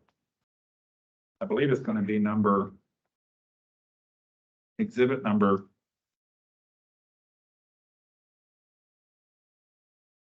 6. Complainants exhibit number 6. For those of you, because this gets into these ones that have to summed up their numbers, below the 6, it says hearing documents. On the page numbers on the version I gave you that had printouts of page numbers was page 33. That former Yeah. exhibits over the today's. The ones for today are lettered, the ones from the last time are numbered. The former. So it's from the former. Okay. By the way, before I ask a question about this, did you ever do any reporting back to the ORP on what these resources were doing?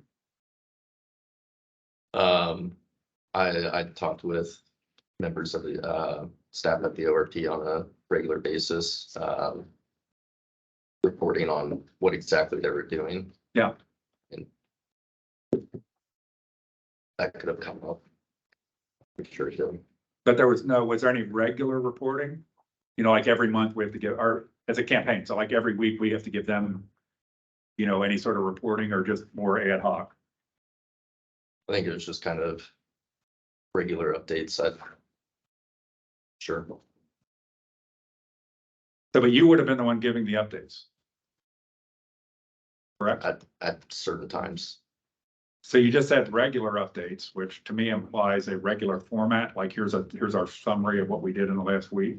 We would have if I remember correctly, we would have a weekly call with the ORP, just to touch base. And were they interested in statistics like how many door knocks and stuff like that? I'm sure we talked about that at times, yeah. Were there documents that you provided back to them on the door knocks? Not to my knowledge, I don't recall. Okay, so within exhibit 6, and I want to confuse anybody, but there's an exhibit 3 within there. I'm sorry, that might not be the right one. Within exhibit 6, that's not the one I want you to look at. It's exhibit 5 within there. And the numbers on my numbers in bluish color, it says 40, it's page 41.